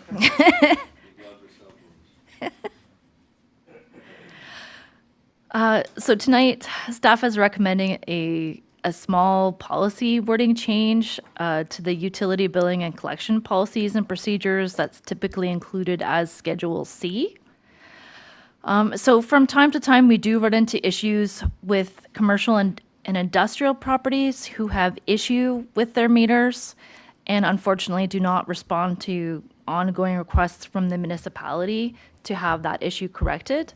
This in turn impacts the billing because we'll have to estimate billing or at least bill the minimum until some of these issues can be resolved. And these issues can drag on unresolved for more than a year. So I have had a discussion with the Director of Operations in terms of, is there any other policies governing water and sewer where, as a last resort, the city would be able to threaten water turnoff in order to resolve the issue? Because typically, when we take that step, we never actually have to turn off the water because we'll get response right away, issues will get corrected, and we can all move on with our lives as opposed to, wasting a lot of staff time following up with no resolution. So in the case where there's no water meter installed yet, there is the ability for the operations department to make, such a warning of a water turnoff to get resolution because of backflow prevention. However, once a meter is installed, there's no sort of teeth to our policy right now to allow us to undertake that kind of a procedure if it's needed. So we are looking to have some wording added to our billing and collection policy to essentially allow us to follow a water turnoff process if an issue isn't resolved by the owner within 90 days. And of course, we'll always try to give more time if we know somebody's out of town, whatnot. Like, we'll always try to be as reasonable as we can. We only ever threaten water turnoff when it is an absolute last resort. But we are looking for some council direction on us being able to update our bylaw with that amendment into the policy. So I have Mayor Gervais. Did you put your hand? No, Councillor Keel. Do we have an estimate as like how often this happens? I assume it's not that often, but So through the chair, so we can have at least a couple a year, and it can drag on. Like, I think one dragged on so long that they actually sold the property again. So then the issue just died, or the new owner resolved it right away.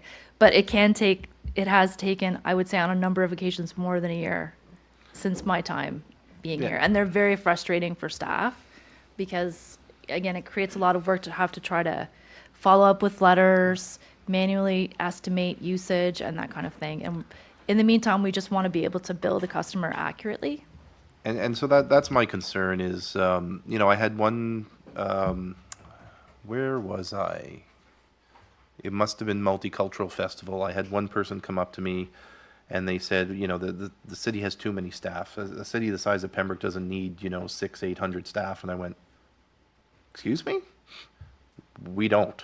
Not even, we're a quarter of that, I think.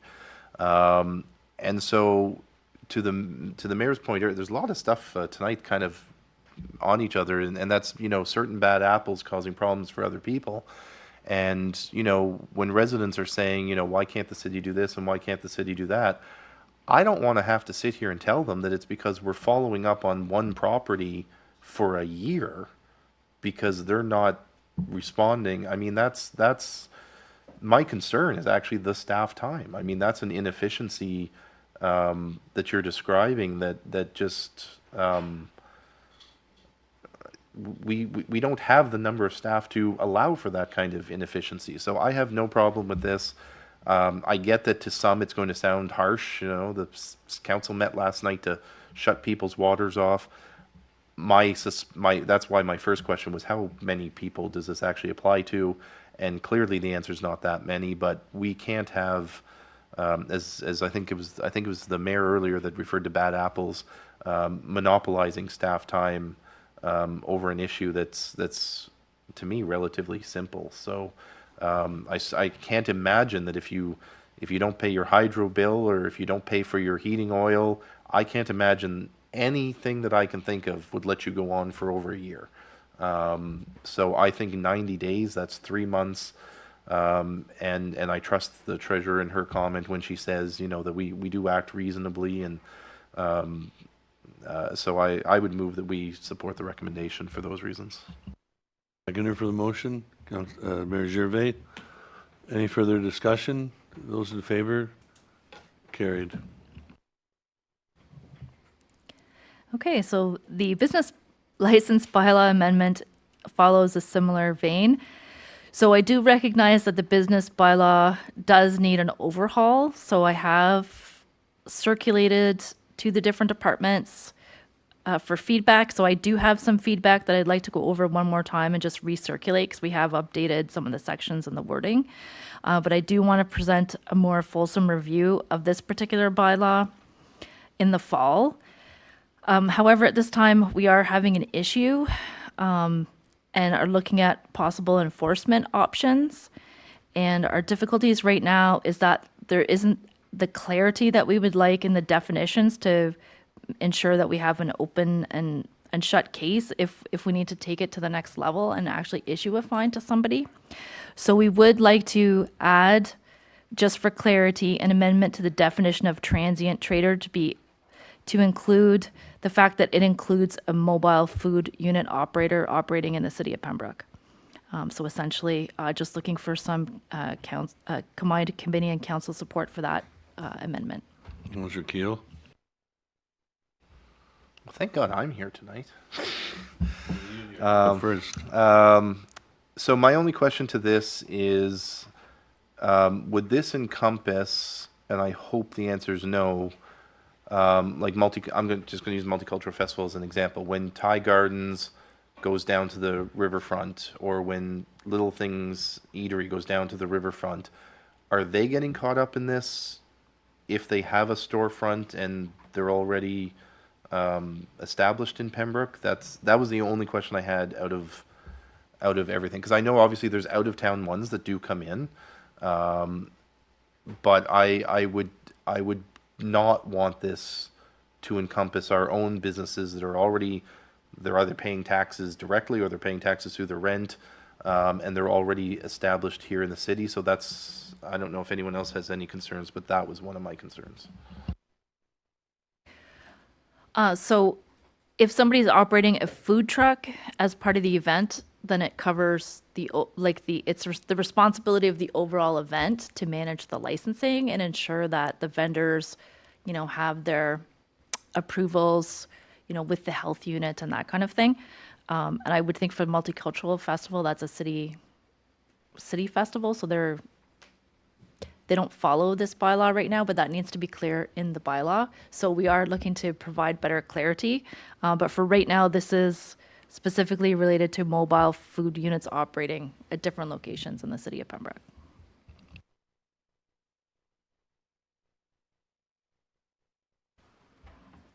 Any other questions, comments?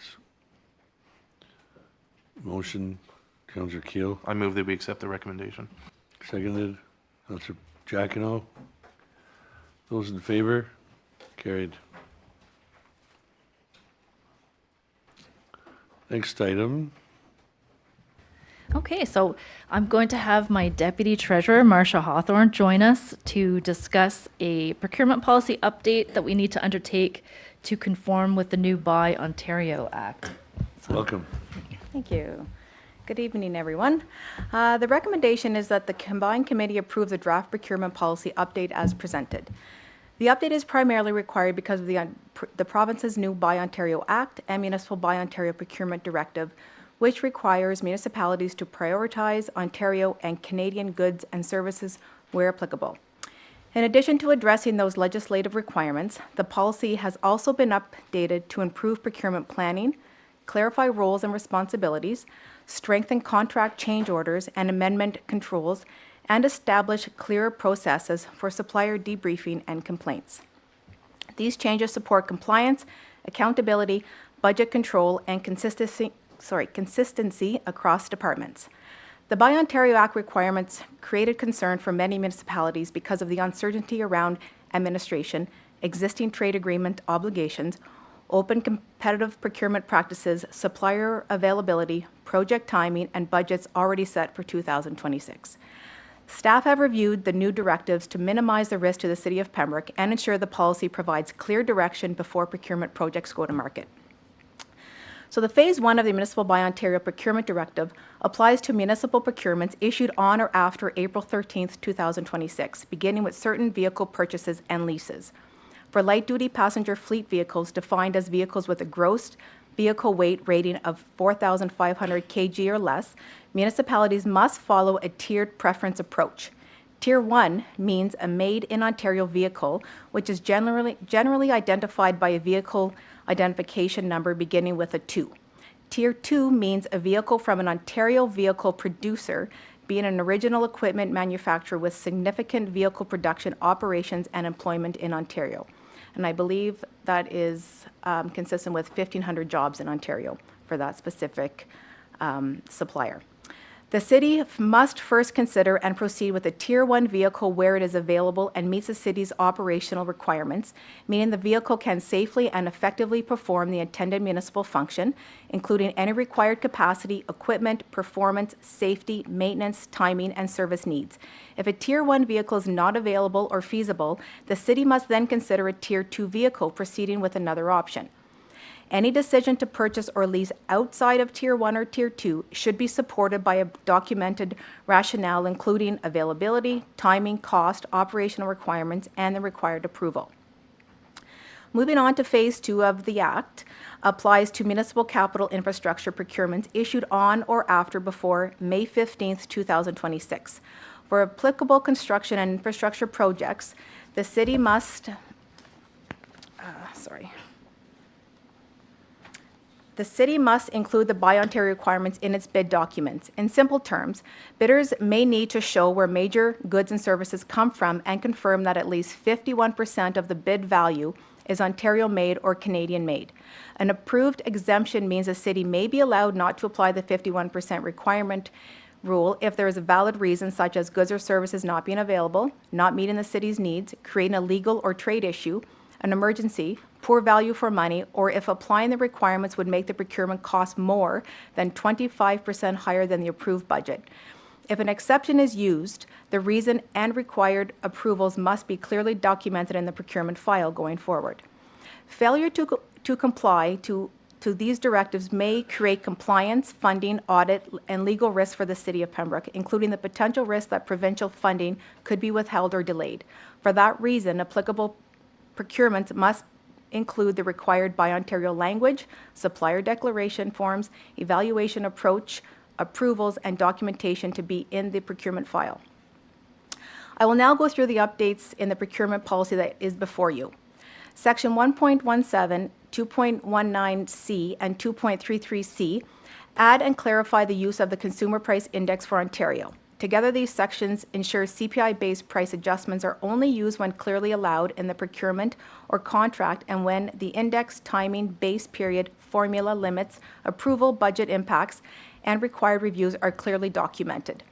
Section 2.16 and 2.20 strengthen procurement planning and Buy Ontario compliance. Staff must determine whether Buy Ontario requirements apply before issuing a bid and ensure the proper instructions, the evaluation approach used, supplier declarations, disclosures, certification, contract terms, approvals, and records are included from the beginning. This remains an operational compliance process with council reporting continuing where already required under the procurement policy. Section 2.3 and 2.31 establish formal processes for vendor debriefing and procurement complaints. These sections promote fairness, transparency, and continuous improvement while protecting confidential information, confirming that debriefings do not reopen evaluations, and ensuring complaints are submitted and reviewed through a clear written process. Section 2.34 establishes clearer control for contract change orders and amendments. Any change that increases contract value or materially changed scope must be permitted under the contract, comply with the procurement policy and funding confirmed, and receive the required approvals before work can proceed, except in urgent or emergency circumstances. This helps ensure contract changes are properly approved, funded, documented, and controlled. Appendix A, Item 8D, addresses missing by Ontario documentation as a bid irregularity. Where a bidder fails to provide required declaration, certification, disclosures, domestic supply chain plans, or supporting information, the omission may be treated as a major or minor irregularity depending on whether it is material to the evaluation or award. This supports compliance while allowing discretion where the omission does not affect fairness or the outcome of the procurement. Overall, these updates modernize the procurement policy and provide a clearer tool for the staff to manage purchasing responsibly. They strengthen compliance with the new Buy Ontario Act requirements, improve documentation and record keeping. They clarify CPI-based price adjustments. They support fair treatment of all the bidders and improve control over contract changes. For these reasons, staff recommend moving forward with the policy updates as presented. Thank you. Thank you very much. Lots of information. Yes, Madam Treasurer. So I was just going to add that I'd just like to thank Marcia for the leadership she's shown on this file. Certainly going out to other municipalities to see what everybody else is doing. Like, we're all in the same boat, I would say right now. It's a lot of new changes, not a lot of experience on how to manage these. So, Marcia's really been on her own to try to add and amend our policy to make sure that we're compliant with this new provincial legislation. So I'd just like to thank her hard work on that. And at the same time, we haven't adjusted any of the financial implications in terms of approval levels. We've just, the other changes that are included in this document just clarify the roles and responsibilities of staff and some of the requirements of vendors to ensure that there's fairness and a clear understanding of what's required. So we are looking for approval for this bylaw tonight, as it's something that, at least from the Buy Ontario perspective, we need to be on side with now. Right. So I have Mayor Gervais and then Councillor Plummer. Mr. Chair, I would move that we approve the draft procurement policy updates. Okay. Second. Councillor Plummer. Yeah, I'd second the motion and just more provincial coming down the pipe. So unfortunately, we'd have to follow what's being given, and we'll work through the growing pains. That's all we can do. Councillor Keel. I think I know the answer to this question, but the Buy Ontario, I mean, obviously, as Councillor Plummer just said, this is sort of, brought down from our overlord provincial government that we're the mayor knows in our legal terms, we're a creature of the province. The province technically tomorrow could get rid of every municipality and just run things out of Toronto. Municipalities don't exist in the Canadian Constitution or anything like that. We are created because provinces have decided to have municipalities sub-provincial level. So we have to follow this, and I get that if we don't follow it, it sounds to me like they're probably going to. It sounds like blacklisting for grants and stuff is their go-to is what it sounds like. I'm not aware of any action being taken yet, but that's because of how new this is. But just to be clear, because I think we're about to see it, and I do see Mr. Lewis is here. Is this requiring us to buy more expensive things when we might have gone with a cheaper option, which I think we're about to see either next or after next? Like, is that an implication of this provincial mandate? Yes, it is. And just so you know that I had spent many times on the computer doing survey after survey for various organizations that were helping us fight the province, and stating this exact same thing about cost. We've already set budgets. How do we go about this? And they didn't listen. They just went ahead and then implemented it really, really fast. So yes, you are correct.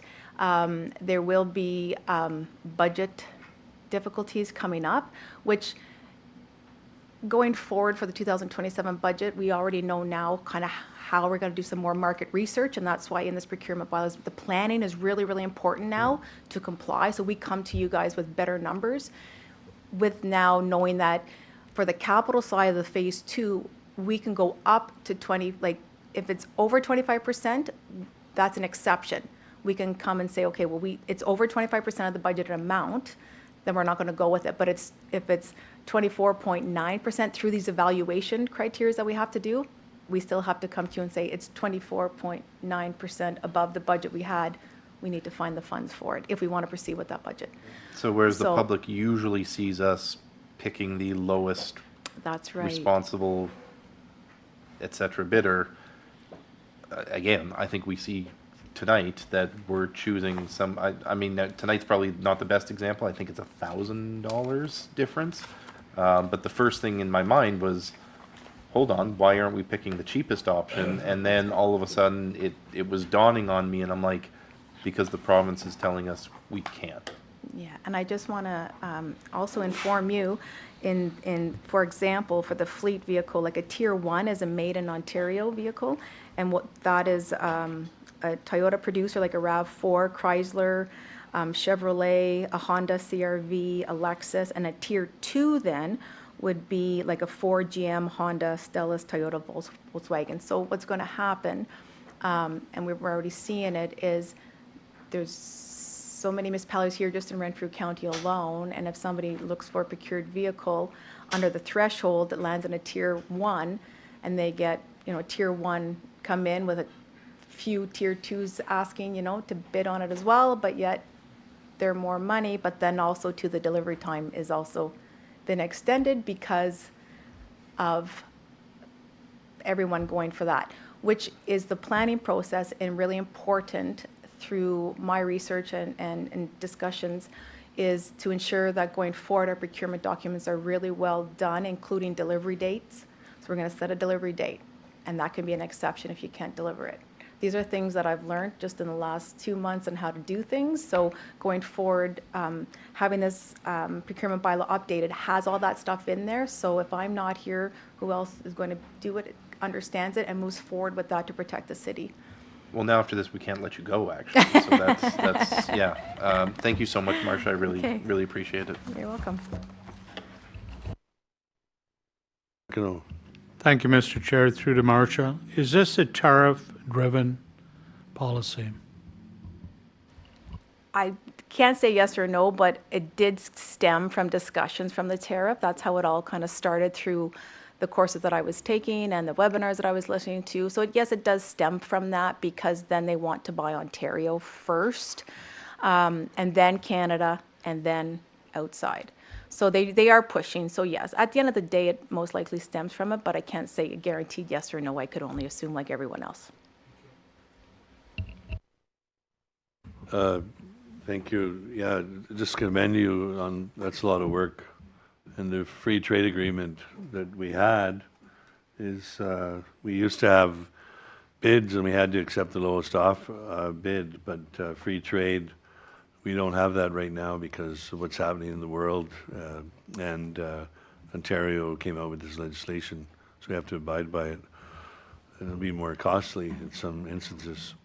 Motion on the floor to combined committee approve the draft procurement policy, made by Mayor Gervais, seconded by Councillor Plummer. Those in favor? Carried. Thank you very much. Have a good evening.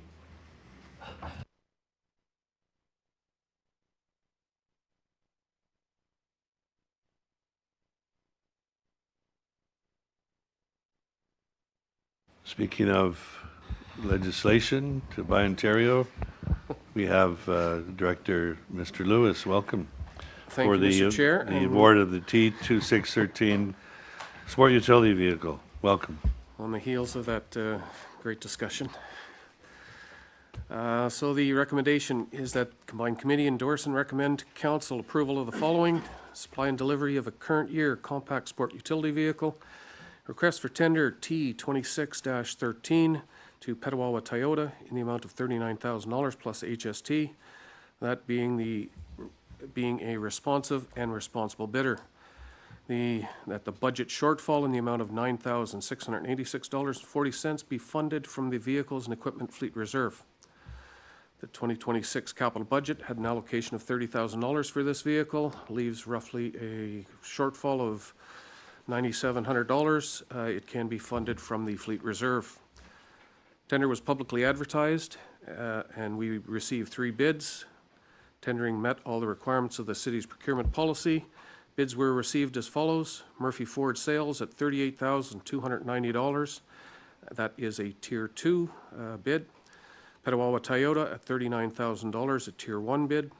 Carl Ford Inc. at $40,777, again being a Tier 2 bid. The Buy Ontario Act, as Marcia and Angela have discussed, came into effect, and it affects municipal fleet requirements, came into effect in April of this year. Policy establishes a framework to prioritize Ontario and Canadian goods, as was discussed.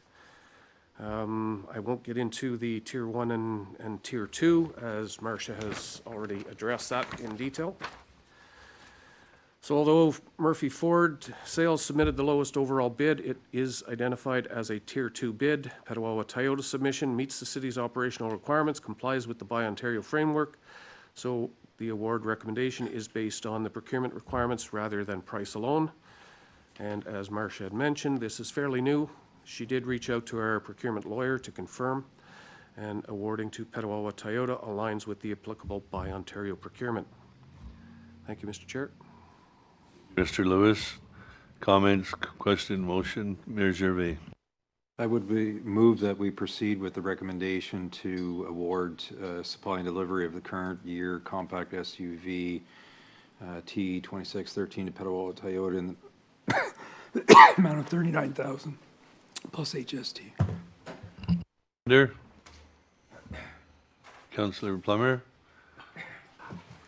I'll second with a comment. I don't like where this is going. This is not going to be good for municipalities going forward. This is taking, I understand we have luckily we have 2 local bids. We have Murphy Ford Sales and Petawawa Toyota. Both are in the area, but now we're talking about, we've already stood out on this table saying we try and, support our locals. They live here, they shop here, they employ local people.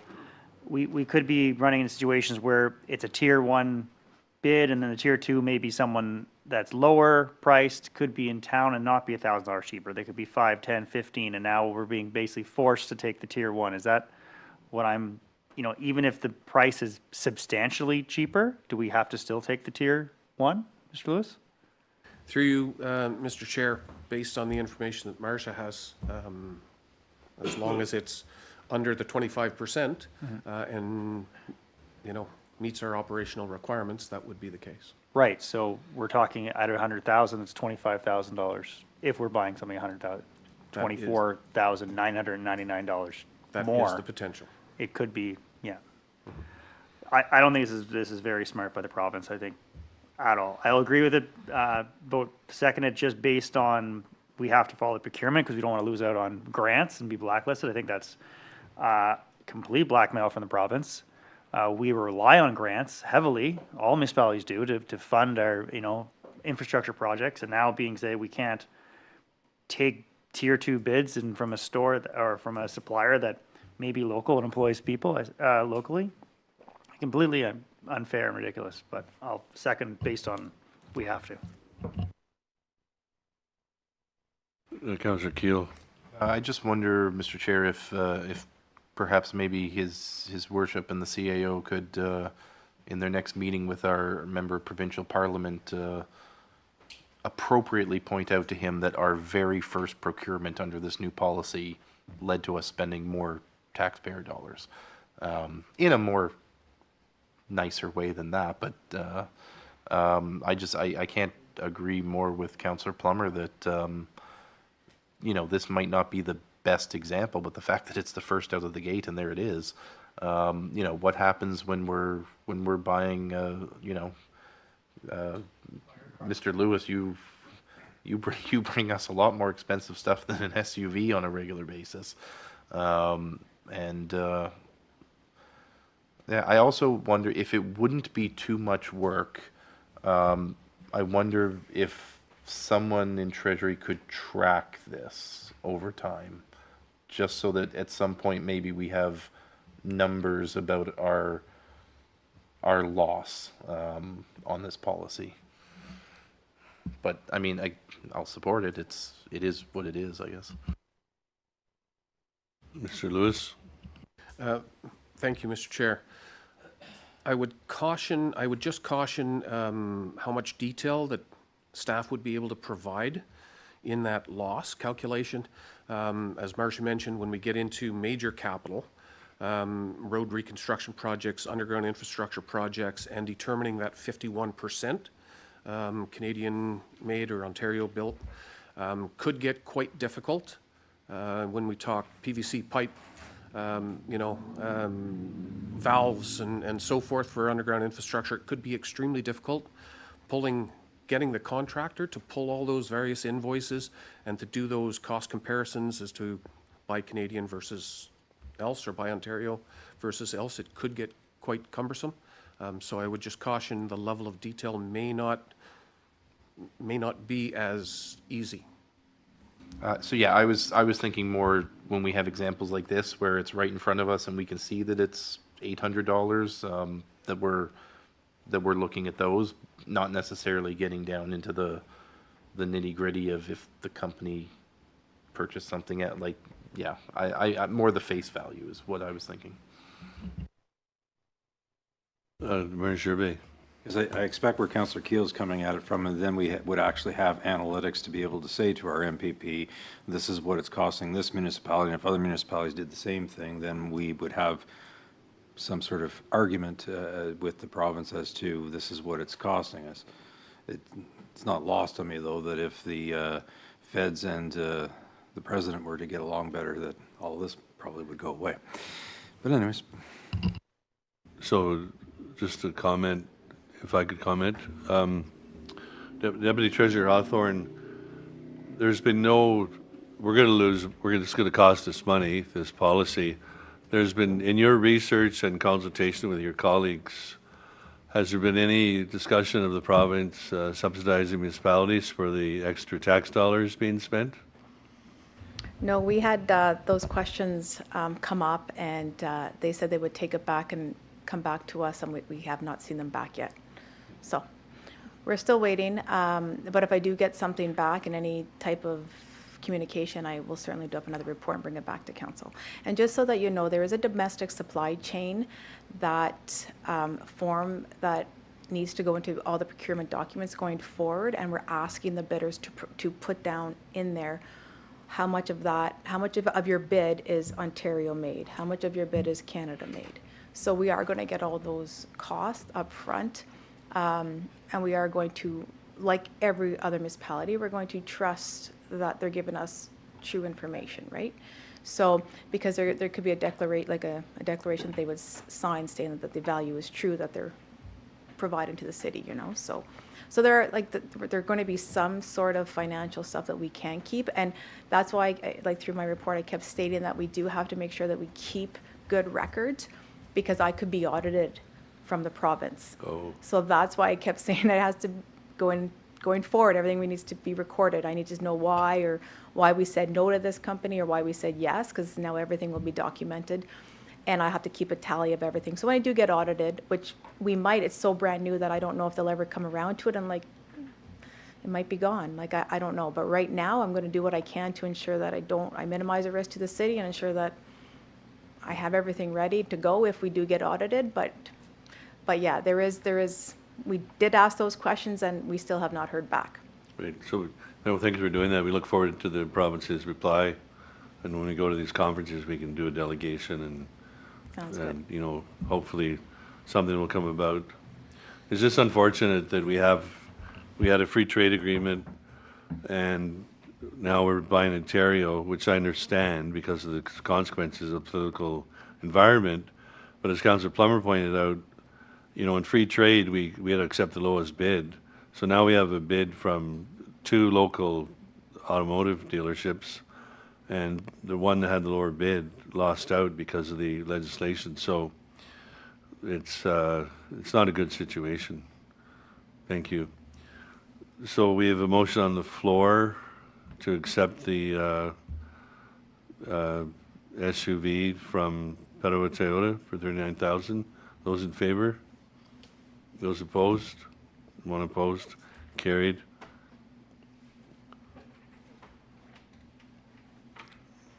Next item. Award of delivery of one single axle cab and chassis. Mr. Lewis. Thank you, Mr. Chair. So the recommendation is that the combined committee endorse and recommend to council approval of the following: supply and delivery of one single axle cab and chassis with combination dump body spreader unit, hydraulic plow and wing. Request for proposal P-26-04 to Gencor Industries in the amount of $358,890 plus HST. So in April of this year, the pre-procurement of the snowplow combination unit was approved for delivery in 2027. A budget of $365,207 from the fleet reserves will be included in the 2027 budget. The Operations Department publicly advertised the request for proposal. We received one proposal. The proposal was reviewed and evaluated by a panel of 3 as usual, and all our procurement policy requirements were met. The vehicle is a replacement for an existing 2014 combination unit. That unit was taken out of service in January of 2026 due to a total transmission failure. Due to its age, replacement parts are not available in Canada, and sourcing outside of Canada is not financially feasible. Originally, this replacement was planned for delivery in 2028. We only received one proposal due to the complexity of the market to obtain the required accessories, including the engine that must meet emission regulations and provide for the vehicle within the required time frame. The proposal was fully evaluated to ensure conformance to the RFP requirements and specification. Delivery of the new combination unit is anticipated for the 2027-2028 winter season. So there is a resolution before council this evening. We will need a PO issued for this vehicle this week, or we're going to lose the engine to another buyer. I'm going to use Tier 1 and Tier 2 and Tier 3 again, not related to the same thing that Marcia was talking about. That's related to engines and the emission standards for various engines, depending on the piece of equipment, the size of the equipment, size of the engine, and so forth. This particular engine is in high demand, and we've got a build spot available to start building this vehicle with the engine. We've been told by the supplier we lose it after tomorrow if we don't provide a PO. So we will be requiring this to move through to procure that vehicle. Thank you. Keel. So obviously we only got one bid. Would you say, Director Lewis, that it's within the price range that you were expecting and would be considering to be fair? Through you, Mr. Chair, I apologize I didn't put that in. We anticipated $375,000 for this piece of equipment, so we're very close. I would move that we accept supply and delivery of one single axle cab and chassis with combination dump body spreader unit with hydraulic plow and wing. Request for proposal P-26-04 to Gencor Industries in the amount of $358,890 plus HST. Under Councillor Jacquinot. Discussion. Mayor Gervais. Director Lewis, can you share with council our discussion about Gencor Industries, like who they are? Because I know whenever I saw it, I'd never heard of them before in my life. Through you, Mr. Chair, we used to see vehicles and pieces of equipment like this come from the cab and chassis manufacturer, International, Mack Trucks, those type of vehicles. That's generally the way we used to see these coming through. We're now seeing them more from the suppliers of the equipment. So Gencor is a supplier of the equipment, the dump box, the plow and wing, the sander, shredder equipment. So we're starting to see a bit more of those suppliers taking the overall bid of the vehicle. It's easier to source. We don't get into Tier 1, 2, and 3. It's easier to source a cab and chassis than it is to source the rest of the equipment that needs to be built on site. So that's why we're seeing a difference. We're not seeing the same type of suppliers. With that being said, it's the same suppliers, just a different bid. Any further discussion? No. We have a motion on the floor to accept the recommendation. Those in favor? Carried. That's it for tonight. Thank you, Mr. Lewis. Motion to adjourn. Councillor Plummer, seconded by Councillor Jagino. Those in favor? We are adjourned. Thank you.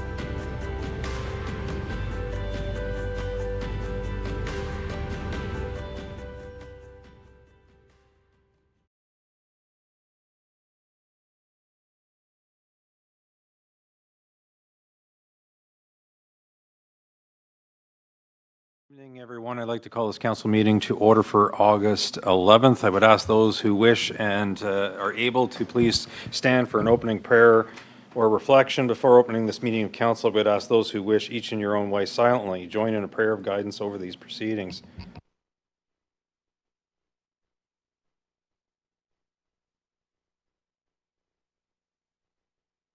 Thank you.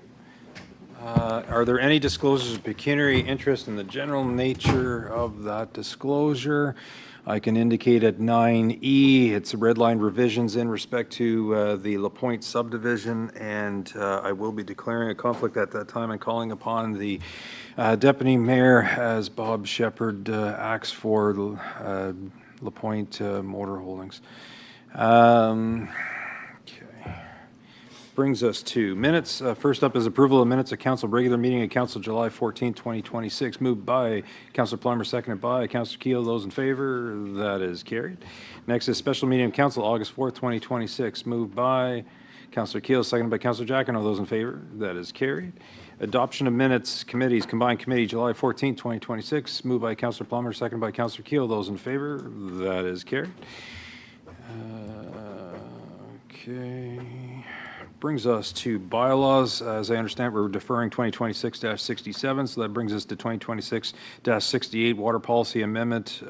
Councillor Plummer. Thank you, Your Worship. Moved by myself, second by Councillor Jackson, that bylaw 2026-68, a bylaw to amend bylaw number 83-93, being a bylaw to provide the administration, operation, and regulation of water works, be adopted and passed, and further said bylaw be signed by the mayor and clerk and sealed with the corporation.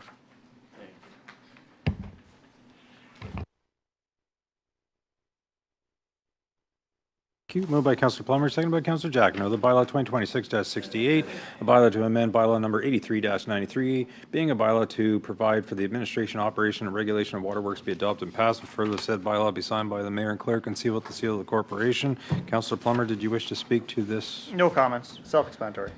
Okay, call the question. Those in favor? That is carried. Next is 2026-69, Business Licensing Bylaw Amendment 2020-06. Councillor Giacono. Thank you, Your Worship. Members of council, moved by myself and seconded by Councillor Plummer, that bylaw 2026-69, being a bylaw to amend bylaw number 2020-06, being a bylaw to license and govern certain businesses in the city of Pembroke, be adopted and passed, and further that the said bylaw be signed by the mayor and clerk and sealed with the seal of the corporation, awaiting your signature, Your Worship.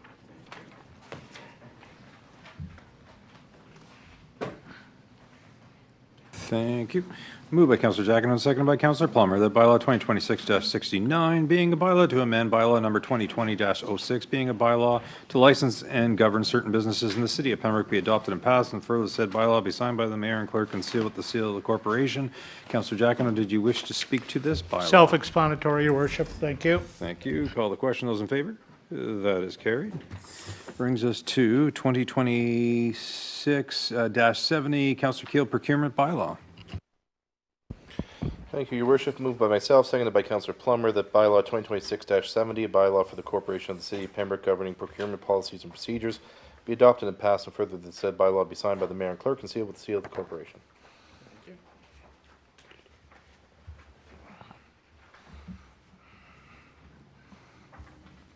Thank you. Yes. Moved by Councillor Keel, seconded by Councillor Plummer, that bylaw 2026-70, a bylaw for the Corporation of the City of Pembroke governing procurement policies and procedures, be adopted and passed, and further said bylaw be signed by the mayor and clerk and sealed with the seal of the corporation. Councillor Keel. This is just taking care of the Buy Ontario legislation updates to our procurement policy and some other housekeeping issues that we just discussed in the prior meeting. Thank you. Call the question. Those in favor? That is carried. And if I could call upon the deputy mayor to take the chair for the next item.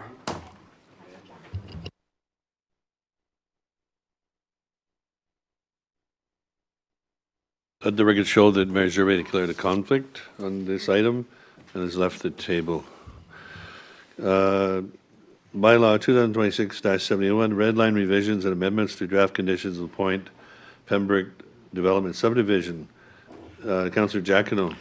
Thank you, Deputy Mayor. Moved by myself and seconded by Councillor Plummer that bylaw 2026-71 to redline, revise, and amend the conditions of draft approval of plan of subdivision number 470-9003 in the city of Pembroke be adopted and passed, and further that said bylaw be signed by the Deputy Mayor and the Clerk and sealed with seal of corporation, awaiting your signature, Deputy Mayor. Thank you. Moved by Councillor Ed Jagino, seconded by Councillor Andrew Plummer, the bylaw 2026-71 to redline, revise, and amend the conditions of draft approval of plan of subdivision 47T 90003 in the city of Pembroke be adopted and passed, and further that said bylaw be signed by the mayor and clerk and sealed with the seal of the corporation. Councillor Jagino, wishes to comment? This business was approved earlier. Thank you, Deputy Mayor. Thank you. Call the question. Those in favor? Carried. Let the record show that Mayor Gervais has returned to the table.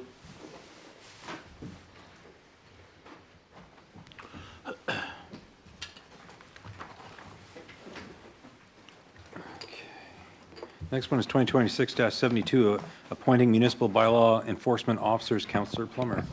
Thank you, Worship. Moved by myself, second Councillor Jack, on that bylaw 2026-72 to appoint municipal bylaw enforcement officers for the city of Pembroke be adopted and passed.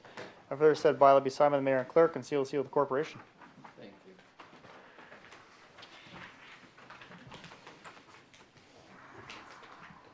Thank you. Moved by Councillor Plummer, seconded by Councillor Jagino, that bylaw 2026-72 to appoint municipal bylaw enforcement officers for the city of Pembroke be adopted and passed, and further said bylaw be signed by the mayor and clerk and sealed with the seal of the corporation. Councillor Plummer.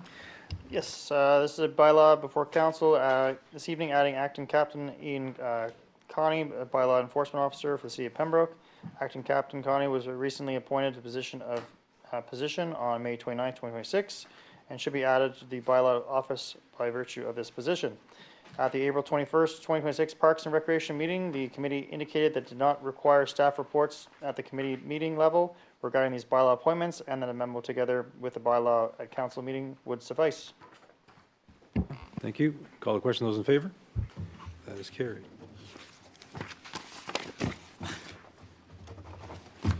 Brings us to motions. First up is Resolution 2026-08-13, Reserve Transfers Year-End 2025. Councillor Jacquino. Thank you, Worship. Moved by myself and seconded by Councillor Plummer that the Corporation City of Pembroke deems it expedient to transfer the following amounts. Oh, maybe that's the wrong one. Hang on a second. Sorry, Your Worship. Was it 2029? 813? That's the right one? Okay, sorry. Had a lot of them on the go here, Your Worship. All A good. little senility setting in. Moved by myself, seconded, not a little, a lot. Moved by myself, seconded by Councillor Plummer. Corporation City of Pembroke deems it expedient to transfer the following amounts to or from reserves or reserve funds for the 2025 fiscal year as per Schedule A attached to this resolution, and awaiting your signature, Your Worship.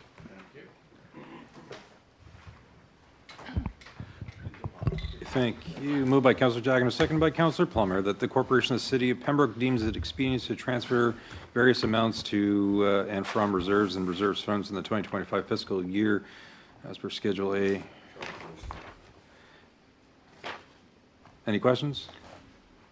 Yep, Councillor Plummer. If I may, Your Worship, there's 114 listed items provided by a very competent treasurer and her staff. I'd like to thank her for that. I would just like to highlight a couple, if I may. This will be posted online, of course, and reserves are very important to running municipality. A reserve, in essence, to the layman, is like a savings account in your bank. You put money away for a rainy day. So we've been putting a lot of money away for many rainy days, but thank goodness we have the capability and the facility to do so. So, for example, there's a transfer of $22,323 to the Community Improvement Plan Reserve for 2025, unspent funding carried forward. Now, this allows, new businesses coming into the community to apply for grants that to help prepare their facades, et cetera, or perhaps improve the storefront, windows, et cetera. This in essence also provides jobs to the public within our area. Transfer of $150,000 to the Emergency and Disaster Recovery Reserve from the 2024 year-end surplus. Your Worship, we're all aware with the outstanding weather conditions that we've been having lately, that to have the proper amount of money in a reserve fund such as this nature will be a requirement now and into the future. The weather has changed. We have to be prepared. As well, this evening we had a request for a piece of equipment which needs to be purchased quickly. I think tomorrow or we lose the contract, and some of that money will come from these reserve funds. So, Your Worship, that's just a bit of a highlight. If anybody wants to call the treasurer or the finance chair, the deputy mayor's in charge of finance, they'll be more than pleased to discuss these 114 items with you. Thank you very much, staff. It's a lot of work, we know that. I'm not making light, but it is very important to have funds set aside for particular purposes. And I'll, Mr. CAO, if I can pass that along to you to give to the mayor for the attachment. Thank you, Your Worship, members of council. Thank you, Councillor Jacquinot. And we'll put that with the resolution. Call the question. Those in favor? That is carried. Next one is Resolution 2026-08-14, award of T26-13, supply and delivery of current year compact SUV. Councillor Keel. Moved by myself, seconded by Councillor Plummer, that the council approve of the following: supply and delivery of current year compact sport utility vehicle and SUV, request for tender T2613 to Petawawa Toyota in the amount of $39,000 plus HST, being a responsive and responsible bidder, that the budget shortfall in the amount of $9,686.40 be funded from the fleet reserve. Thank you. Moved by Councillor Keel, seconded by Councillor Plummer, that council approve the following: supply and delivery of current year compact sport utility vehicle SUV, request for tender T26-13 Petawawa Toyota in the amount of $39,000 plus HST, being a responsive and responsible bidder. The budget shortfall in the amount of $9,686.40 be funded from the fleet reserve. Councillor Keel. This was discussed in the last meeting where combined committee recommended this purchase. Okay, thank you. Call the question. Those in favor? That is carried.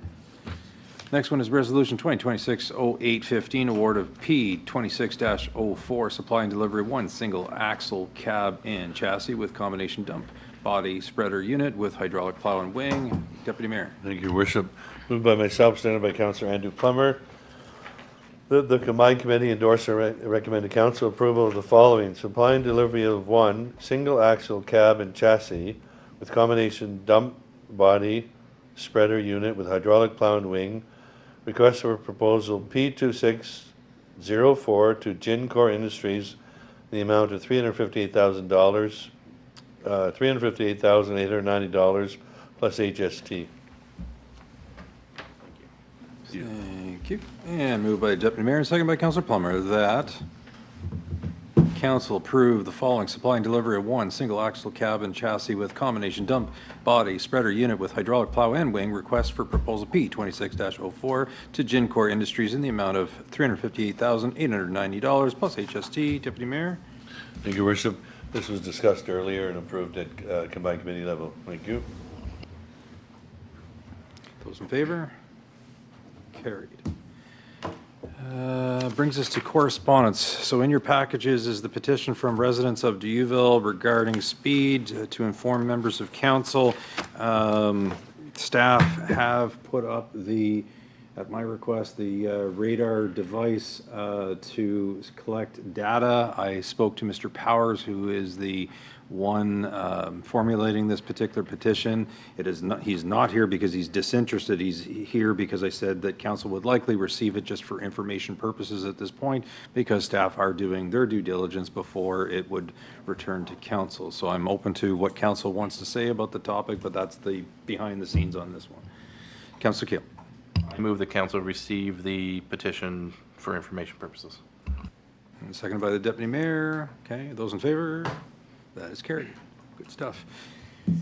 Brings us to mayor's report. So good evening, everyone. I wish to bring forward my mayor's report at this time. July 17th, the deputy mayor and I had the pleasure of attending the grand unveiling of the timber raft mural that had been refurbished, led by Pam Dempsey. The small committee consists of Pam Dempsey, Dennis Corrigan, and Jane Kilman, together with Councillor Jacquino as our council representative, making history alive in Pembroke and visible for all to see. As I expressed there, we know from analytics that many people view the city, this city situation and on socials, websites, and click on the mural link.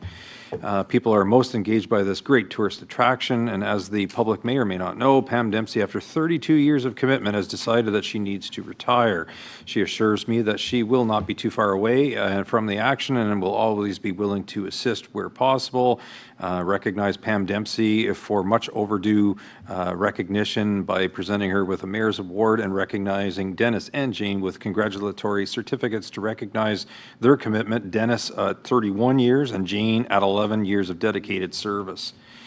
July 17th and 18th, I had the pleasure of bringing some greetings to a crowd at the 11th annual multicultural event at our beautiful waterfront. I was delighted to see many members of our council present to support CEO Karthi Rajamani and her staff and volunteers for successfully hosting yet another great festival. As I expressed to the crowd, Karthi has had a vision many years ago to host an annual event to promote diversity, inclusion, and respect for one another. And while this festival has dancing, music, food, and drink, it's simply more than that. It's bringing together people from all cultures, nationalities, and being supportive of one another and learning from one another.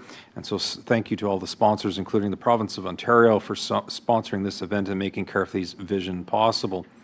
On July 22nd, the city hosted the kickoff of the bicentennial. This is going to be a great year of events acknowledging the city of Pembroke's anniversary of 200 years. Thank you for everyone that came out and got involved, and for the individuals that are committed, both committee members, council members, dignitaries, and others who are just simply doing a lot of planning, a lot of work to make this a possibility. July 23rd, there was the ribbon cutting for the long-awaited Candlewood Suites at 1127 Pembroke Street West. This new facility is an extended stay hotel. Welcome to this new business in Pembroke, located right across from what will be the new McDonald's in the West End. And so thank you for the hospitality that was extended to the Deputy Mayor, Councillor Purcell, and myself. July 23rd, the Pembroke Grind held its AGM. This was an opportunity to listen to the executive and the Grind's auditors, accountants, presenting to the public at large, and we were presented with a certificate from the Grind for the city's involvement in respect to the Grind. July 24th was the opening ceremonies of the 2026 Little League Ontario Minor Baseball Provincial Championships. It was a great event hosted this year in Pembroke, building team spirit among the many young athletes. Just to point out to members of council, there was people from Windsor, there was people from Timmins, so individuals from all over the place here gracing the city of Pembroke, the host community in this particular case. And to simply point out to some individuals, that's an awful lot of individuals here purchasing gas, food, accommodations, and so forth. So while it's a great event, certainly from an economic standpoint, it's huge to have events like this here. July 30th, Minister Kusindova Bashta, who is the Minister of Francophone Affairs and Long-Term Care, was here in Renfrew County, and her tours included that of Miramichi Lodge. So we had an opportunity to meet with her, do a tour of Miramichi Lodge, and welcome her to that facility, as well as the city of Pembroke as a whole. So this is yet another minister that has come to the city of Pembroke and the county of Renfrew since our MPP became the MPP, which we are grateful for. So on August 8th, I had a pleasure of attending a grand opening of the A&W on Pembroke Street East, and yes, it's in Laurentian Valley, but I will say this, maybe it's not a but, is that this group of business owners understand that it's the Pembroke community, not just the city of Pembroke, not Laurentian Valley. They don't see boundaries, as I know Councillor Keel has often said that it's the councillors that see boundaries, not necessarily business owners and residents. So it was great to be welcomed to this grand grand opening of A&W. So they have a complex there of A&W, they have the pizza place, and as well as Petro-Canada. And just to point out, to my understanding, is the only gas station in our community that has generator backup. And so when we had that event years ago where there was the whole eastern seaboard went down in terms of hydro, we will still be able to get fuel, and they welcomed any City of Pembroke vehicle to obtain gas if that was the situation, if the need arose. Later that day, we had the opportunity of going to Anna's Lingerie to visit her at her new larger location at 163 Pembroke Street West. And thank you to the Deputy Mayor. So we got to attend there, see the new digs, and they are nice. This is to draw attention to our CIP program and the great new digs. Just a kudos to the landlord working with the tenant, working with the City of Pembroke in relation to that CIP grant and making that dream a reality for her. Still later that day, an opportunity to attend the OPP Fishing Derby for the youth, and it was great to see the youth interacting with the OPP, had conversations with the OPP to ensure that those interactions were happening, because while the children are there having fun fishing, some of us are looking to ensure that other things are going on, such as building morale and collaboration between the OPP and youth. On other matters, so as summer begins to unwind, I want to take this opportunity to thank the many city students that have helped our city with so many initiatives over the last number of months. Even our clerk was commenting earlier in terms of the assistance that has been given. I trust that they have learned many new things and look forward to seeing them return to the city once they finish their educational endeavors. I want to thank Claudia Gadinger for her many years of service, committed service to the City of Pembroke as she moves on, and to welcome Colin Charbonneau, who is filling her position. To draw to the attention of members of council, the Deputy Mayor, the CAO, and I will be attending AMO next week. There are a number of different delegations, some of which is to support and advocate together with other members of municipal councils in the area as we bring to the attention of the members of our provincial parliament the various needs and concerns, including one of the topics earlier discussed in terms of water and wastewater. That's one of them. Further, it is with regret that I acknowledge the passing of Pat Hahn, who was a huge community supporter. Anyone that knew him, I think almost everybody knew him, former Pembroke Lumber King, and to acknowledge also the passing of Rebecca Chaput, who was a great citizen in Pembroke, extremely community-minded, and she was the mother of Deacon Chaput. As always, stay safe and be kind to one another. That brings us to notices of motion. Councillor Keel. Thank you, Your Worship. I wish to give notice of a motion to be debated at the next regularly scheduled meeting of council on Tuesday, September the 1st, 2026. And this motion will deal with a review of the city's rat response plan. Thank you. Brings us to councillor updates. Deputy Mayor. Thank you, Your Worship. Just have two items tonight. Councillor Purcell and I have the pleasure of sitting on the organizing committee for the Busker Fest, Ottawa Valley Busker Fest, this Friday evening at the waterfront, and then Saturday at the downtown.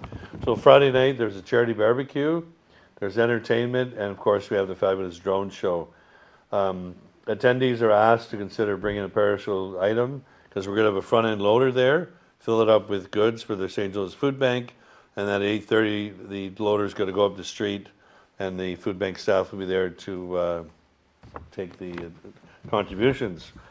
On Saturday, of course, from 11 till 6, downtown Pembroke, loads of entertainment. There's 2 busker acts every half hour, and then they change. It goes to another zone. There's 6 zones total. There's going to be entertainment, vendors, arts and crafts, art studio in Shamrock Park. So much going on. We want to thank the organizing committee, the volunteers, lead sponsors, Stanton Window and Panes, and all the sponsors. So these events take a lot of work, and we're expecting thousands of people to come to downtown Pembroke. Parks and Recreation were able to get the Pembark to come.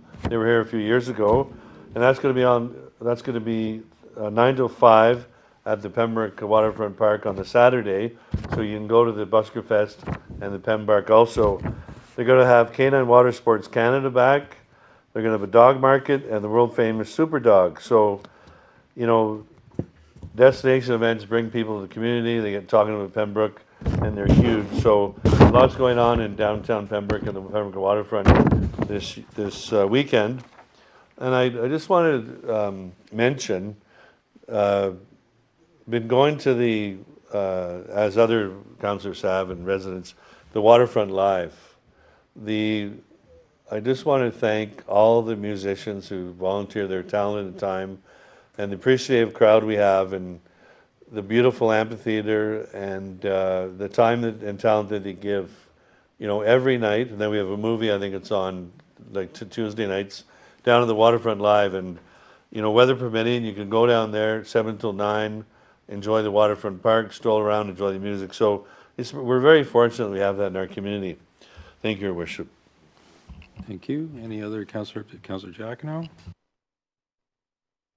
Thank you, Your Worship, members of council. Friday past, Pam Dempsey and I had the privilege of accepting a $1,000 donation from the Pembroke Legion for the At the Ready mural, which is located adjacent to their parking lot. Again, a prime example of what the Legion does in our community. I believe $500 came from the Legion Fund, and the other $500 came from Delta Bingo, which supports causes within our community.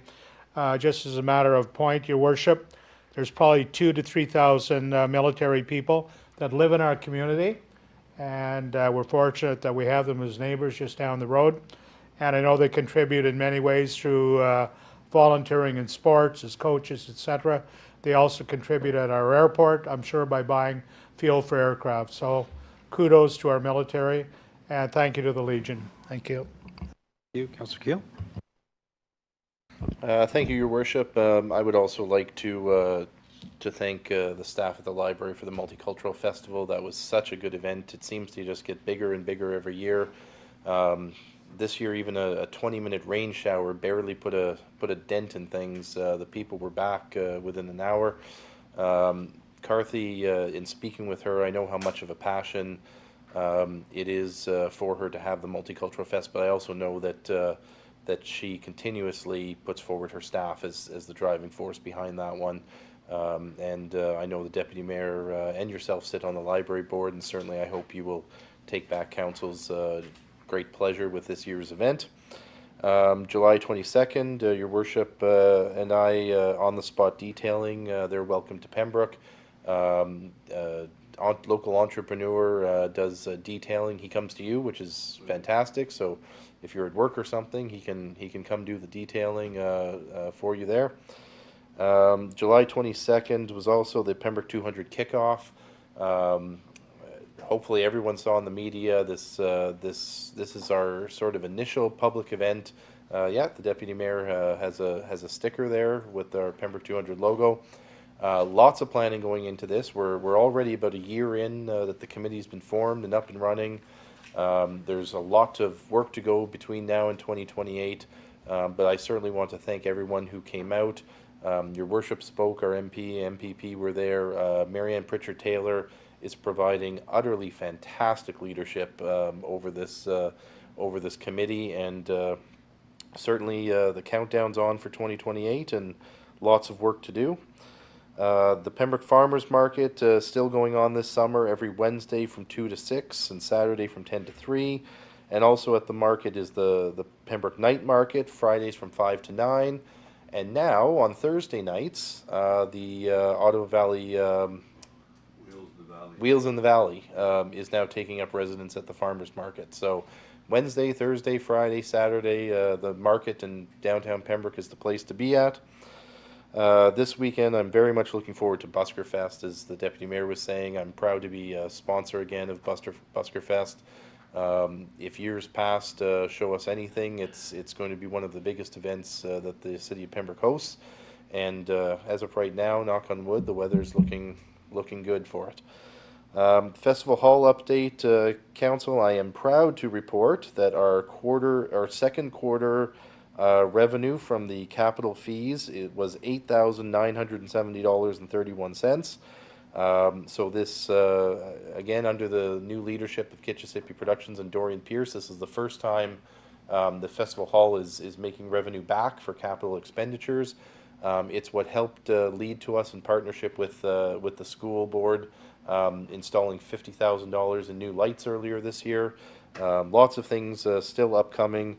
So certainly, not only do you get a show, but you're helping support your local community theater when you attend at Festival Hall. Upcoming events include the Lightfoot Band on Saturday, the 29th of August. Songs from a Drunken Piano on Saturday, the 12th of September. Legendary Lightfoot, so for our Gordon Lightfoot fans, there's a lot coming up. Saturday, the 19th of September. And rounding out the month of September, Take It to the Limit, the music and legacy of the Eagles, Wednesday, the 23rd of September at 7 p.m. And of course, we have the fiddle and step dancing competition coming up at the end of this month, which I know everyone supports locally. So lots going on, Your Worship. And I got to tell you, this might be the first summer that I've been on council where so far nobody has come up to me and said there's nothing going on in the city of Pembroke. As the deputy mayor pointed out, I know I've seen him down at the waterfront for Waterfront Live. I love Waterfront Live so much. I stole our summer student, Dylan, and he's been working at my office now for a few weeks. So to your point, Your Worship, I always love introducing myself to our summer students, and they're not just the only way that we can make our parks and our other works, Egan in economic development, they're vital to the city of Pembroke, and certainly I want to thank you, Dave, for all of your support in focusing on our student programs and the recruitment of young staff into our municipal family. Thank you, Your Worship. Thank you. Any other councillor updates? Okay, so I understand that we have a motion to move into a closed session. Hey, Your Worship, moved by myself, second Councillor Giacono, that this meeting become a closed meeting to discuss proposed or pending acquisition, disposition of land by the municipality as per section 239 sub 2 sub C in the Municipal Act regarding land transfer. Also discussion to position plan, procedure, criteria, or instruction to be applied for any negotiations carried on by the city on behalf of the municipality or city local board as per section 239 sub 2 sub K and Municipal Act regarding lease agreement. Moved by Councillor Plummer, second by Councillor Giacono, that this meeting become a closed meeting to discuss proposed or pending acquisition or disposition of land by the municipality as per section 239 2C of the Municipal Act regarding a land transfer. Also discuss a position, plan, procedure, criteria, or instruction to be applied to any negotiations carried on or to be carried on or by or on behalf of the municipality as the local board as per section 239 2K of the Municipal Act regarding a lease agreement. Those in favor? That is carried. We'll now move into a closed session.